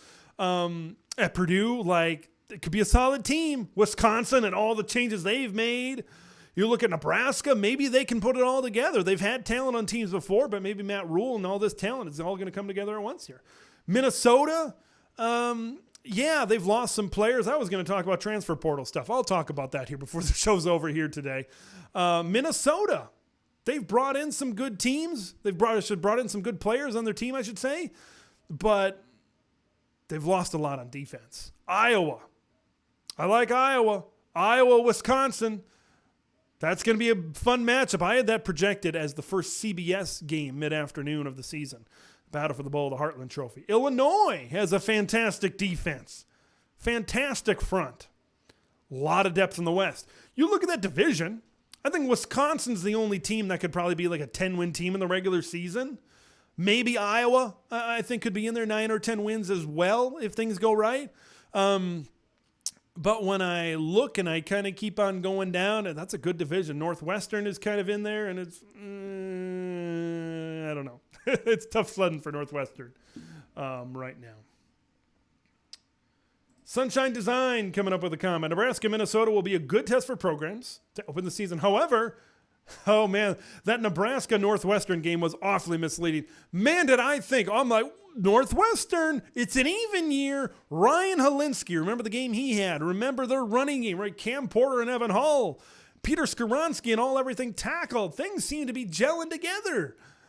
It didn't, because they lost to an FCS team, and then they lost to every other team after that win against Nebraska. Jared Jones' prediction says 5 teams can win the West. I would love to hear those 5 teams, but I'm going to guess it's Wisconsin. It's every team except for Purdue and Northwestern. Wisconsin, Nebraska, Minnesota, Iowa, and Illinois. It depends how the spring transfer portal is a big factor in all of this. The spring transfer portal opens up April 15th. We've already seen some movement. I'll talk about that before the show's over tonight. That's going to be a big thing. Can Iowa add some beef on the O-line? Can they add some weapons at wide receiver? Can Wisconsin beef up a little bit more on defense? Can Illinois add some things in the secondary to shirt? Illinois might go out and get an every down running back, right? Because they might think that Josh McCray and Reggie Love aren't the combination to take them to the heights that they want to go. Excited to see how it plays out. Me too.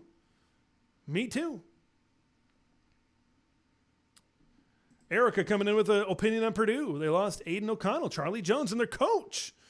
Not sure how much confidence I'd have in them. Video came out earlier today. I rank the head coaches in the Big Ten, 1 through 14 power rankings. I put Ryan Walters at all the way at the bottom at 14. Not a ton of experience. He was a defensive coordinator in Missouri, and they weren't great. He's come into recent success and has translated into a head coaching job. I like Ryan Walters. And this is a Purdue team. I think their big key is, can they get Milton Wright back from academic ineligibility?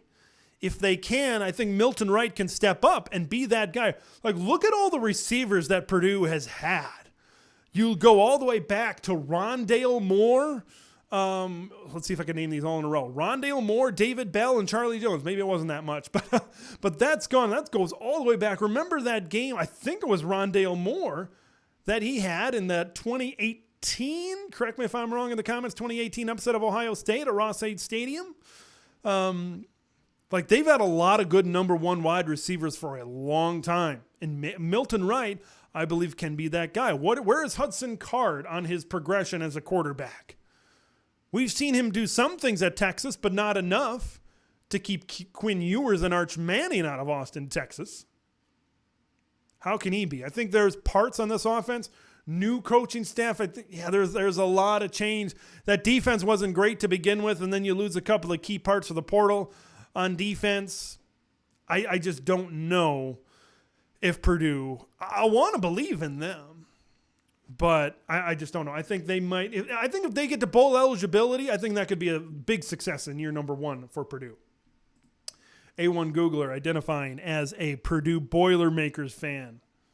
Thanks for doing that. A1 Googler also has got an update on the rank, down 2-1 in the Frozen Four as well.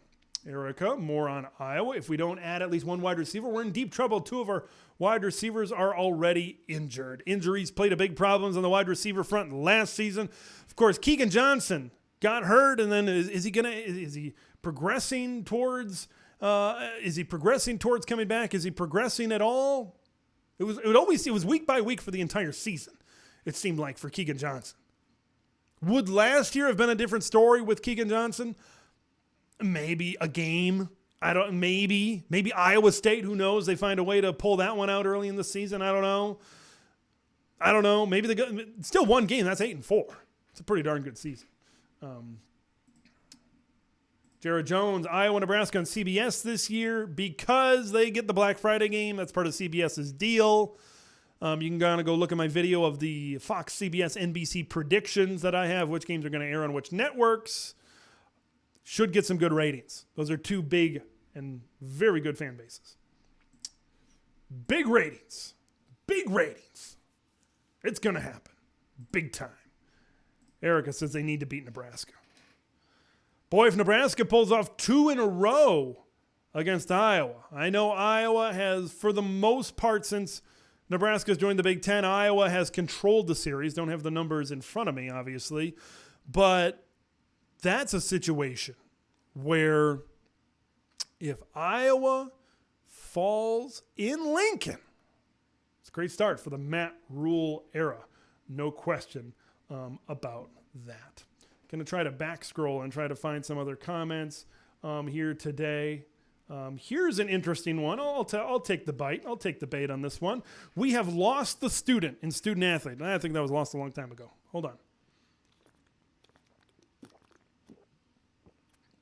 These kids are transferring best on money, not quality of education. We have to restrict this better. How do you do it? I'm open for suggestions because the student and student athlete, was it Dwayne Haskins or which quarterback was it? Was it Cardale Jones? I can't remember. A quarterback at Ohio State said, we don't come here to play school. We come here to play football. Especially at the football level, kids are committing to these universities.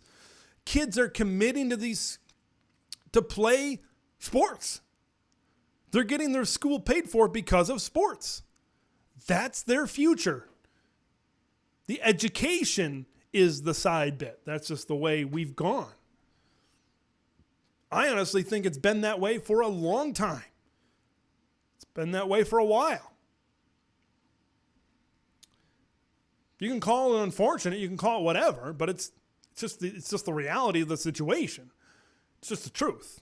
At least that's what I think.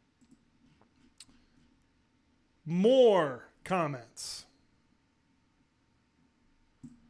A1 Googler, not just a Boilermaker fan, Boilermakers, class of 1996. West Lafayette, Indiana. Heard it's a nice campus out there.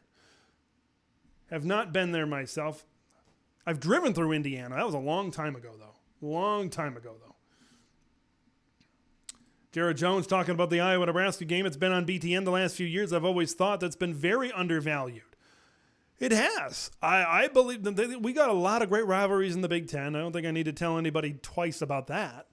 Iowa-Nebraska is a budding rivalry. You watch these two fan bases go at it on Twitter, and it's very entertaining as a Big Ten guy that doesn't have a super allegiance to one team or another. Sit back and watch the two. That's what rivalries are made out of.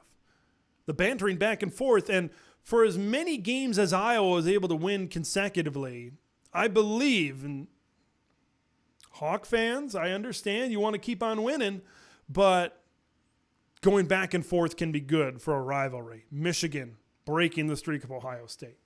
From my point of view, I like to see the back and forth as well. More from Iowa with Cade and our tight ends. I have high hopes, and you should have high hopes. The more time, I think about this stuff all the time. I'm sitting at work. I'm in front of my computer. I'm doing whatever, and I'm like, I've kind of been hard on Iowa a little bit. Is it really as bad as I think it is? I know Brian Ferentz is Brian Ferentz. But Brian Ferentz was the coordinator when was Nate Stanley was quarterback. He was coordinator when they had some decent offenses. Did they put up like a bunch of points against USC in the Holiday Bowl? Maybe, but maybe if they get a couple more pieces.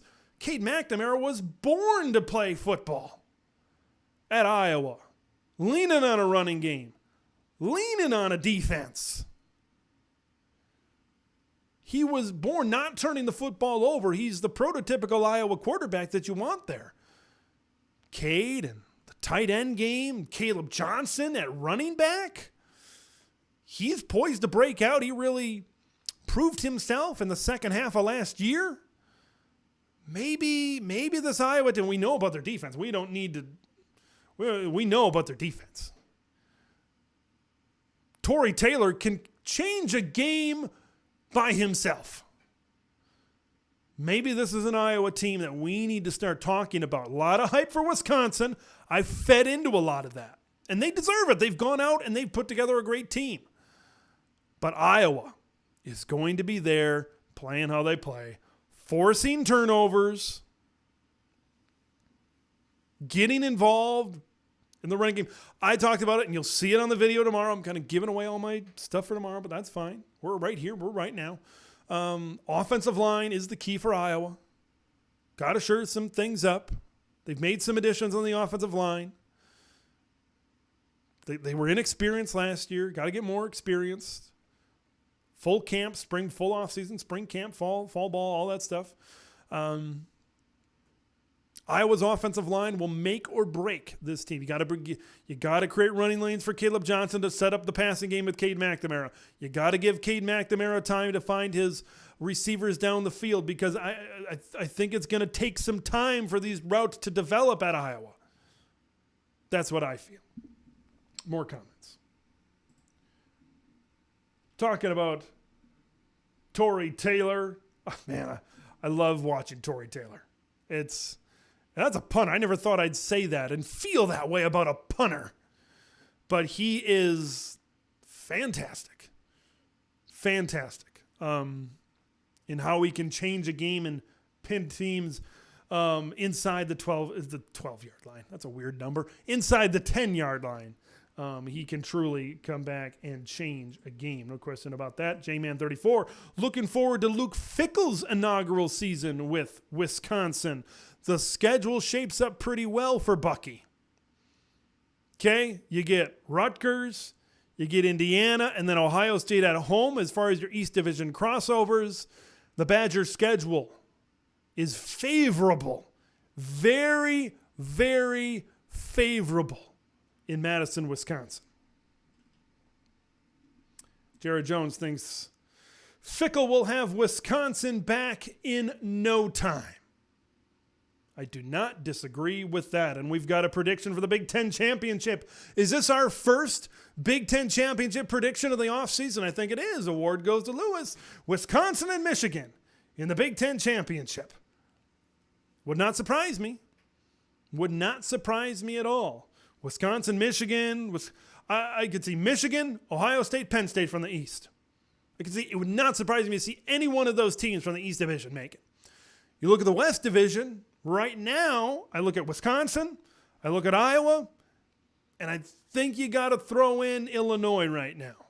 I'm not saying Illinois can do it. I'm not saying Illinois will do it, but I think they're a dark horse, and Iowa and Wisconsin are the teams that I think are early favorites in the Big Ten West Division. That's how I feel about this. The way their teams are made up, I believe they're ready for success right now. Sunshine Design. The strength of an O-line determines the season. The offensive line might be maybe the most underrated position in all of football, because you got to have a good offensive line to make it happen. Got to protect the quarterback, got to give him time to throw, got to create those running lanes. It all comes down to that offensive line. More from America. Fickell will do a good job, and it'll happen quickly. That's the key word, quickly. I agree with that because of the team he's already put together quickly. I think Rule has a lot more work to do at Nebraska. I just don't know about Nebraska. I just don't know. I see Eric Gilbert. I see MJ Sherman. I see all these transfers that look good. And I'm like, okay. I see Jeff Sims and Casey Thompson at quarterback. I see a good backfield. I see Isaiah Garcia Castaneda. I see Xavier Betts returning. But then I've seen, and I know you're not supposed to compare them to what Scott Frost did. I get it. And I'm trying to get out of that mindset because they're two different teams. I haven't seen a Matt Rule team since what, 2019? Since that great season at Baylor? It's been a while and a lot has changed in college football since then. The Big Ten, a lot different from the Big 12. I'll also make that point.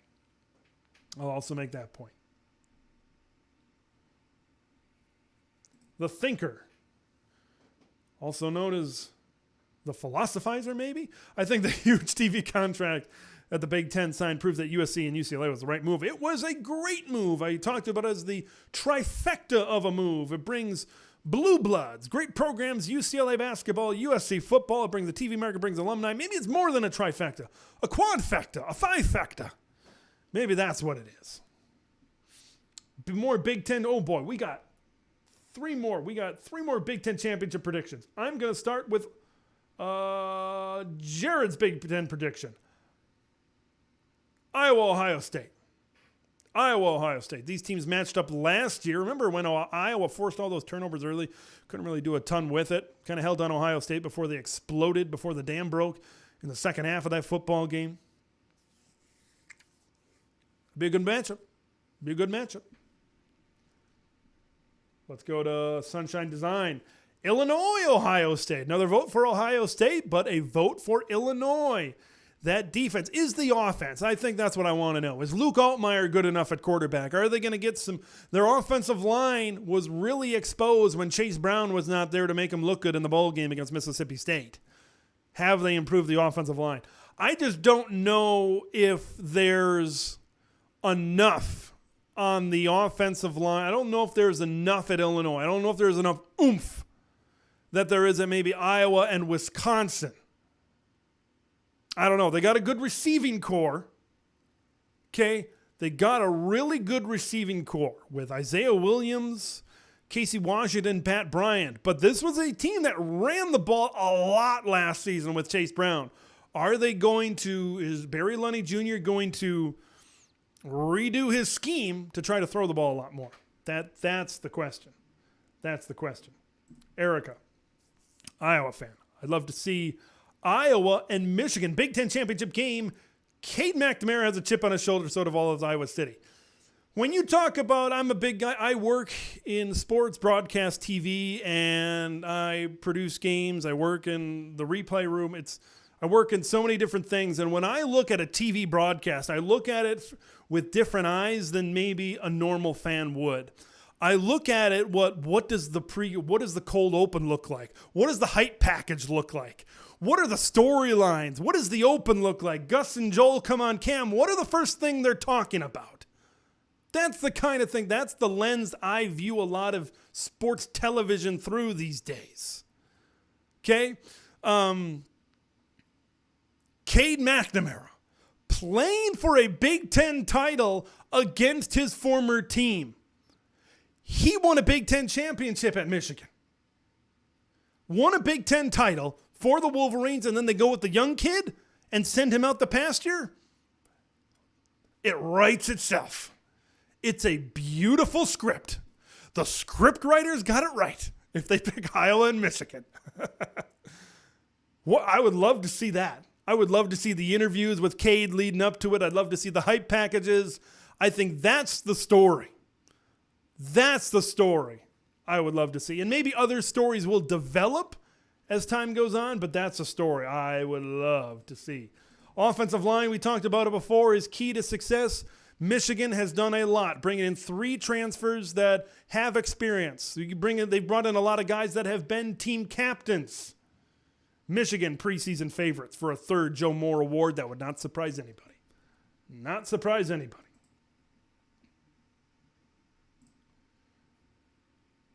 Talking about Big Ten championship games, the Thinker It's only a 4-hour flight from California to Ohio. This kind of goes back before. That's nothing for a young, healthy 20-year-old. This distance issue is ridiculous. It's not an issue. It's like flying to Europe.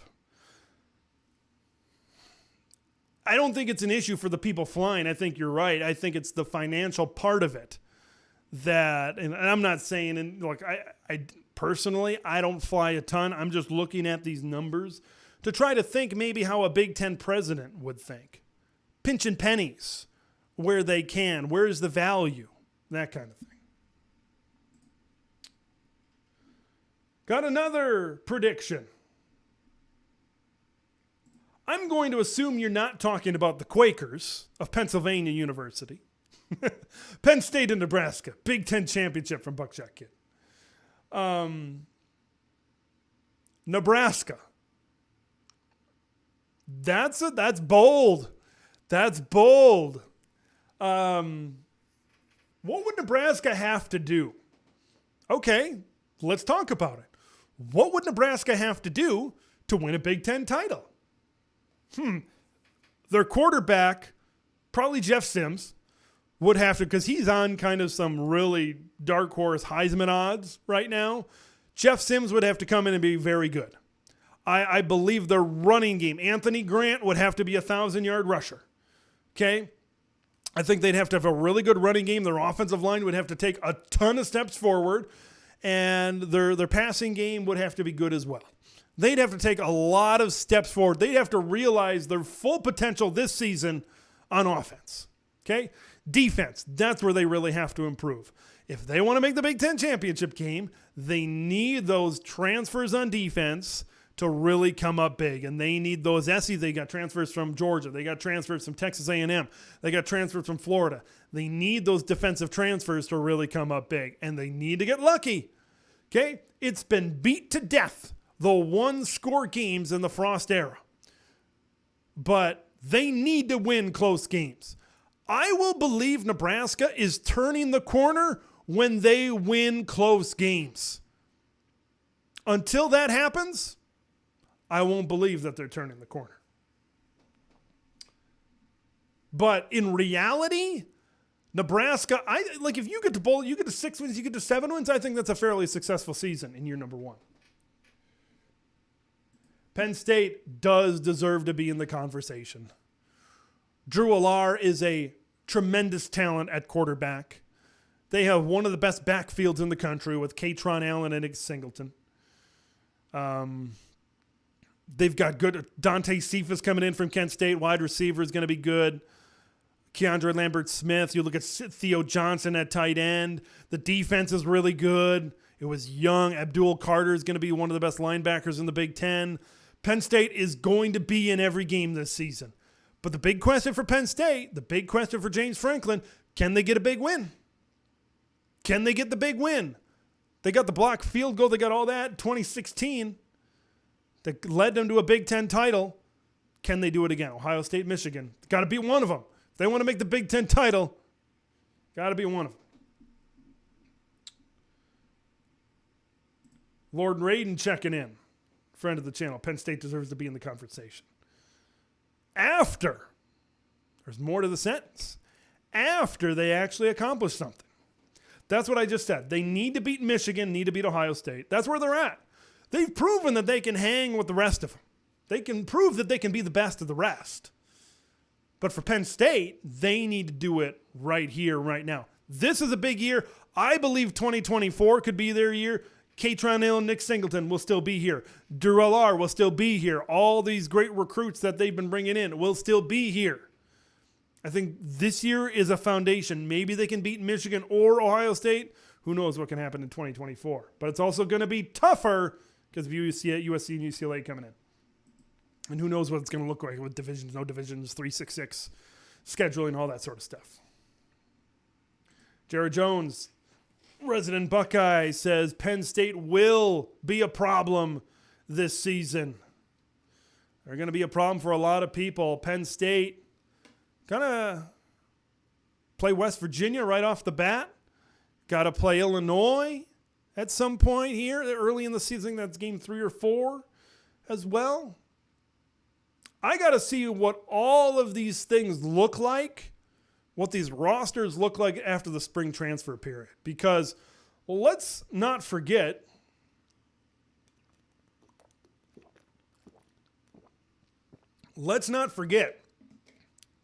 the Big Ten West was arguably won in the spring transfer period when Charlie Jones transferred from Iowa to Purdue. You don't have Charlie Jones on Purdue and you don't have that steady 100, 150 receiving yards a game. You don't have that playmaking ability. I don't think Purdue wins the West. I don't. Charlie Jones was acquired in the spring transfer period. There's still a long way to go before we really finalize these rosters and before we really find out what's it going to take. Where are these teams going to be in 2023? What does the finished product look like? All the spring games so we can evaluate some of these players, where the coaches feel about these players in terms of depth charts. Scroll through some comments here. Maybe we'll backtrack a little bit on some of the comments. Good comments here tonight. Very much appreciate all of the comments here coming in. Charlie was a beast. I think he's going to make an NFL team very happy come draft time. Very, very, very, very happy come draft time. Erica thinks Nebraska needs to go to a bowl.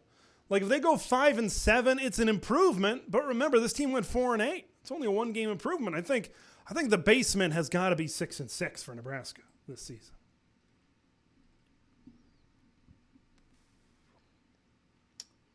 Nobody wanted to win the West last year.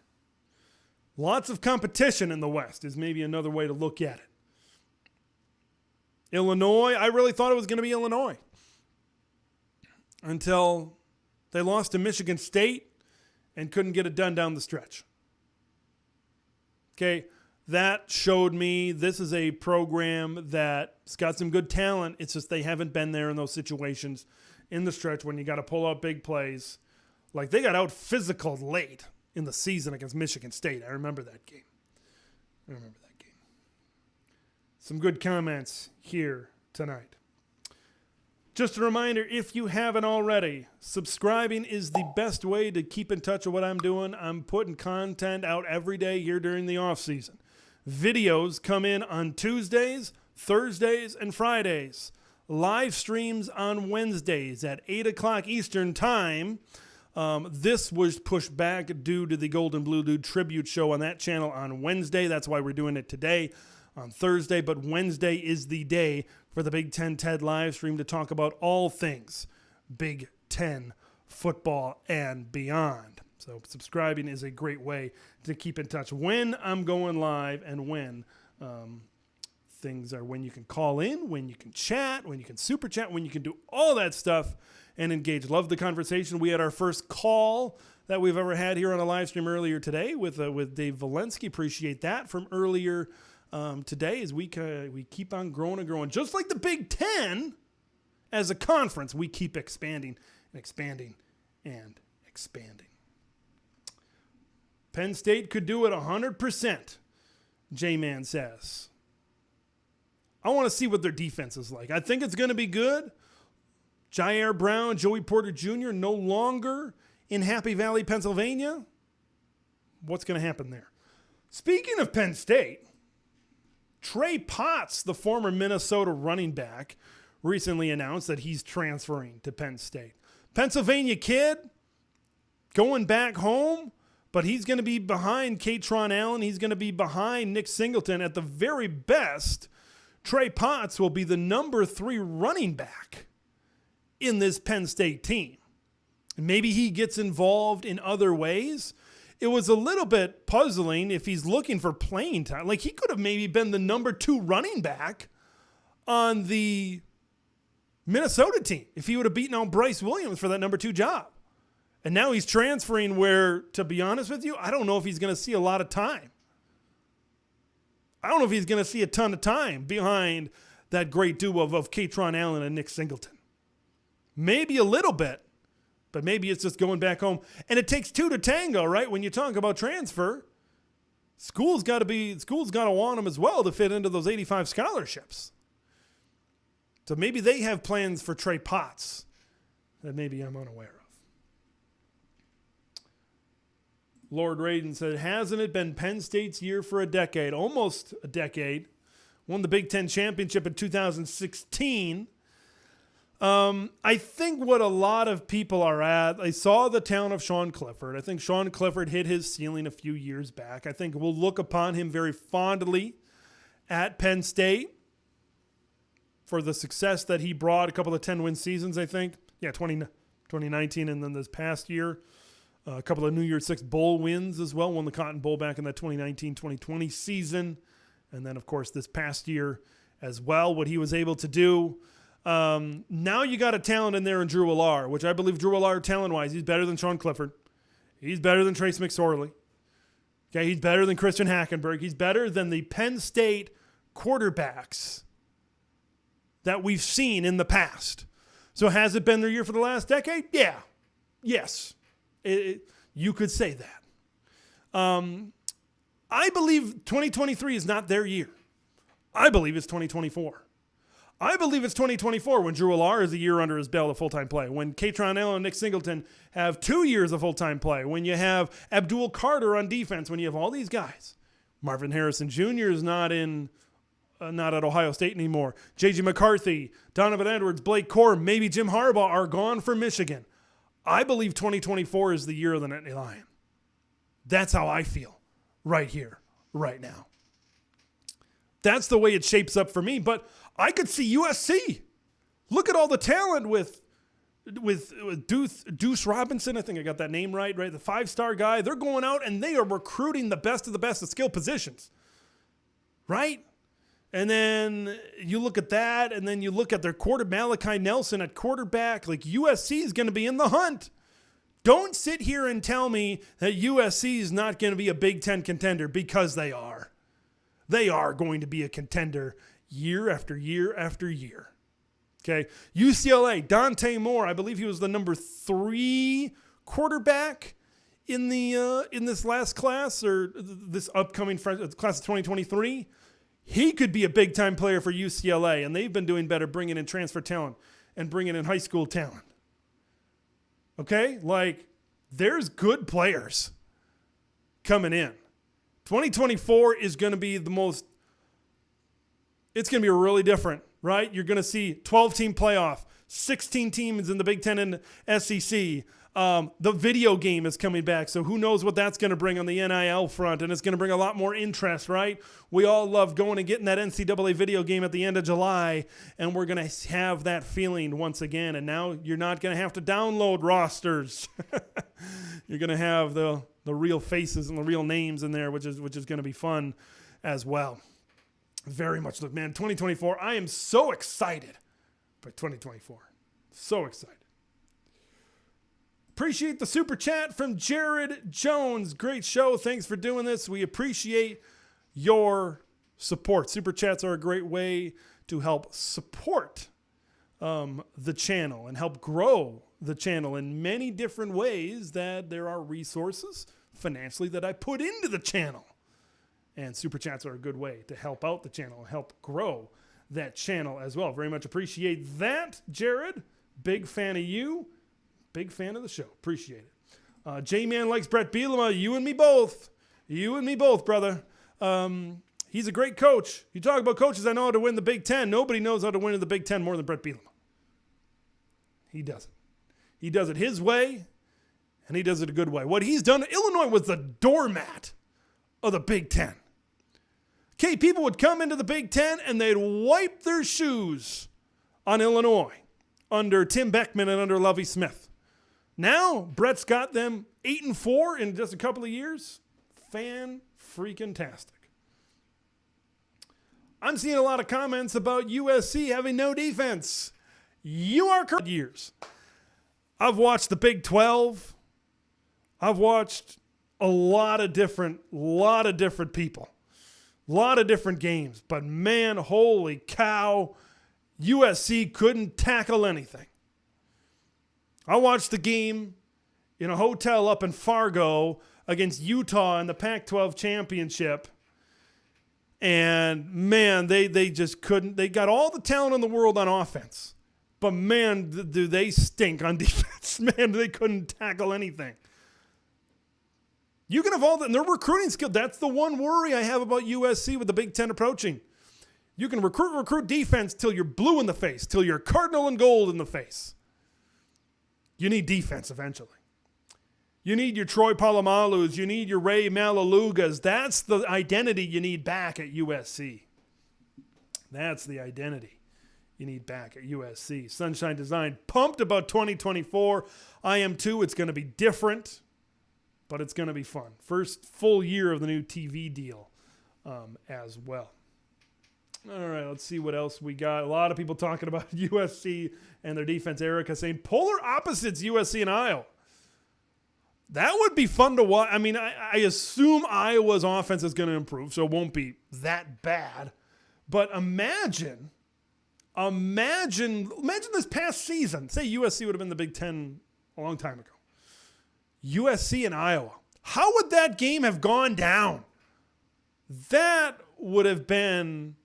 Well, I'm just thinking about that right now. It's just popping in my head, and it's blowing my freaking mind. Iowa and USC last year, you would have had those great wide receivers go up against Riley Moss, Kayvon Merriweather, Quinn Schulte, Cooper DeJean. Could Iowa have gotten home and forced turnovers? You got Caleb Williams, the Heisman Trophy winner. And then you've got the Iowa offense that's bad, but USC can't tackle anybody. There were times last year when Caleb Johnson got rolling a little bit, first down after first down after first down after first down. I don't know how that game would have went out. I think USC would have won. Maybe I'm not going to put a score on it. 31-16, maybe? Maybe it's kind of like that Ohio State game against Iowa. It's close early, but then the defense and the dam kind of breaks a little bit, right, against Ohio State, where there's so much pressure on the defense, they just can't take it anymore. I think that's maybe how a USC-Iowa game would have happened. Lord Raiden, USC will just get run over and hold the ball for 45 minutes. You know, there's a lot of thoughts about USC and UCLA are very comparable. Good offenses, not great defenses. How will they adjust to the Big Ten? Look at Ohio State. They've gotten run over by Michigan the last 2 years. You need to adjust to the style of play. I did a video about USC and UCLA about cold weather. Okay, we know USC and UCLA are going to play each other on Thanksgiving Saturday, on Rivalry Saturday. The week before that, here in Minnesota this year, it was in the single digits. That was the Minnesota-Iowa game. It was cold. It was very cold. Very cold. So how are they going to handle that weather? They're going to handle Illinois. No, I shouldn't say Illinois quite yet. They're going to handle Pennsylvania, New Jersey, Maryland. They're going to handle a majority. But if you got to play in Minnesota or Wisconsin, especially Minnesota, up north, and the weather can be great and the weather cannot be great, right? Here in Minnesota right now, we're in the 30s. Next week, it's going to be in the 70s. Wait 20 minutes, the weather's going to change. It's very unpredictable in this part of the Midwest. In Minnesota, in Wisconsin, in Iowa, sometimes Michigan. The wind in Illinois and Indiana. Remember that windy weekend where Ohio State went to Northwestern this past year? What was the other game? That was Purdue and Iowa? That was maybe an exception to the rule a little bit. Yeah, I forgot where the other games were off the top. But yeah, there was a windy weekend. I just remember Ohio State could not throw the ball against Northwestern, and that was a game for a while. Let's see. Some more comments coming in. Really enjoy the comments here right now. Erica going back in the time machine. We played them in a Holiday Bowl a few years ago and beat them. But I think that was well before Lincoln Riley. That was the 2019 season, if I'm not mistaken, which would have been, was that Stanley? I can't remember, but that was Clay Helton. That was, I believe that was the 2019. Would not have been the 2020 year yet, so it probably would have been the 2019 Holiday Bowl. I'd have to look it up here right now so someone else could get those stats. And I know we've got some some stuff going on in the client or in the chat as well. But yeah, that seems like a long time ago for both teams, for both USC and Iowa. Lord Raiden, everybody talks about the cold weather. Opposite is true. Going to Cali in November when you're not used to it being warm, that's a problem. Playing in warm weather, wow, that sounds terrible. It could be. It could be hot. I don't know how warm it gets in California in November. Any Californians out there, or people that have been to California in the fall, help me out. But that's one place that I have been a lot of places out west. I've been to Utah, Colorado, Montana, Wyoming. Been to a lot of places. Have not been to the Golden State. Have not been to California as well. Thanks for stopping by. Sunshine Design, Pumpkin Time, whatever that means. All right. Different team now. Very different teams. Very, very different teams. We're even talking about Lovie Smith in Illinois. People love to hate on Lovie Smith.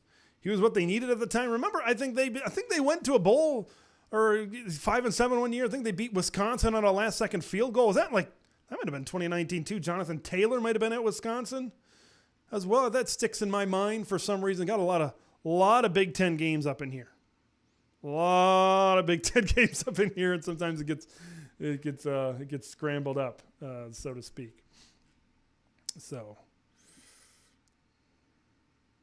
Yeah, it happens to the NFL. Patriots in Miami. Yeah, I see what you're saying. If you're used to a climate, going to another climate, I see that. I hear you. You're not used to it. The climates generally, look at even last season. Look at when Maryland traveled to Wisconsin in that monsoon. Maryland couldn't do anything because their team wasn't built for it. Wisconsin's team was built for it. That was all part of that. Was Iowa, Ohio State Northwestern, Iowa and Purdue. It was Wisconsin and Maryland and Madison. That was that weekend. A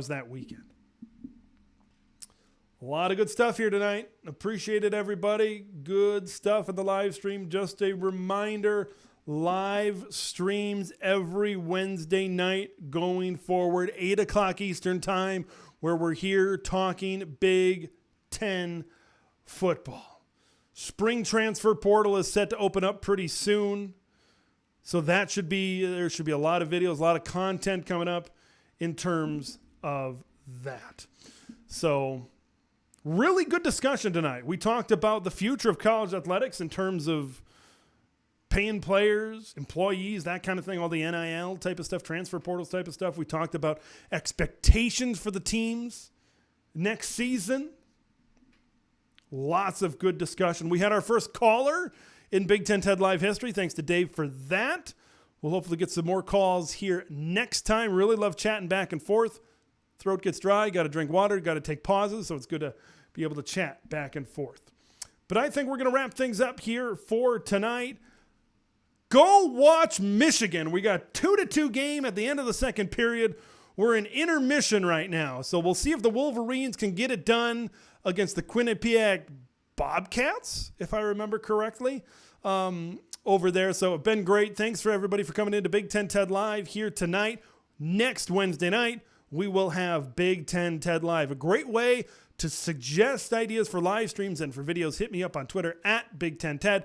Also, in some of the YouTube comments. So just comment if you want what you want to see on next week's live stream, what you want to see on videos. Very much appreciate everybody for coming along for the ride here tonight.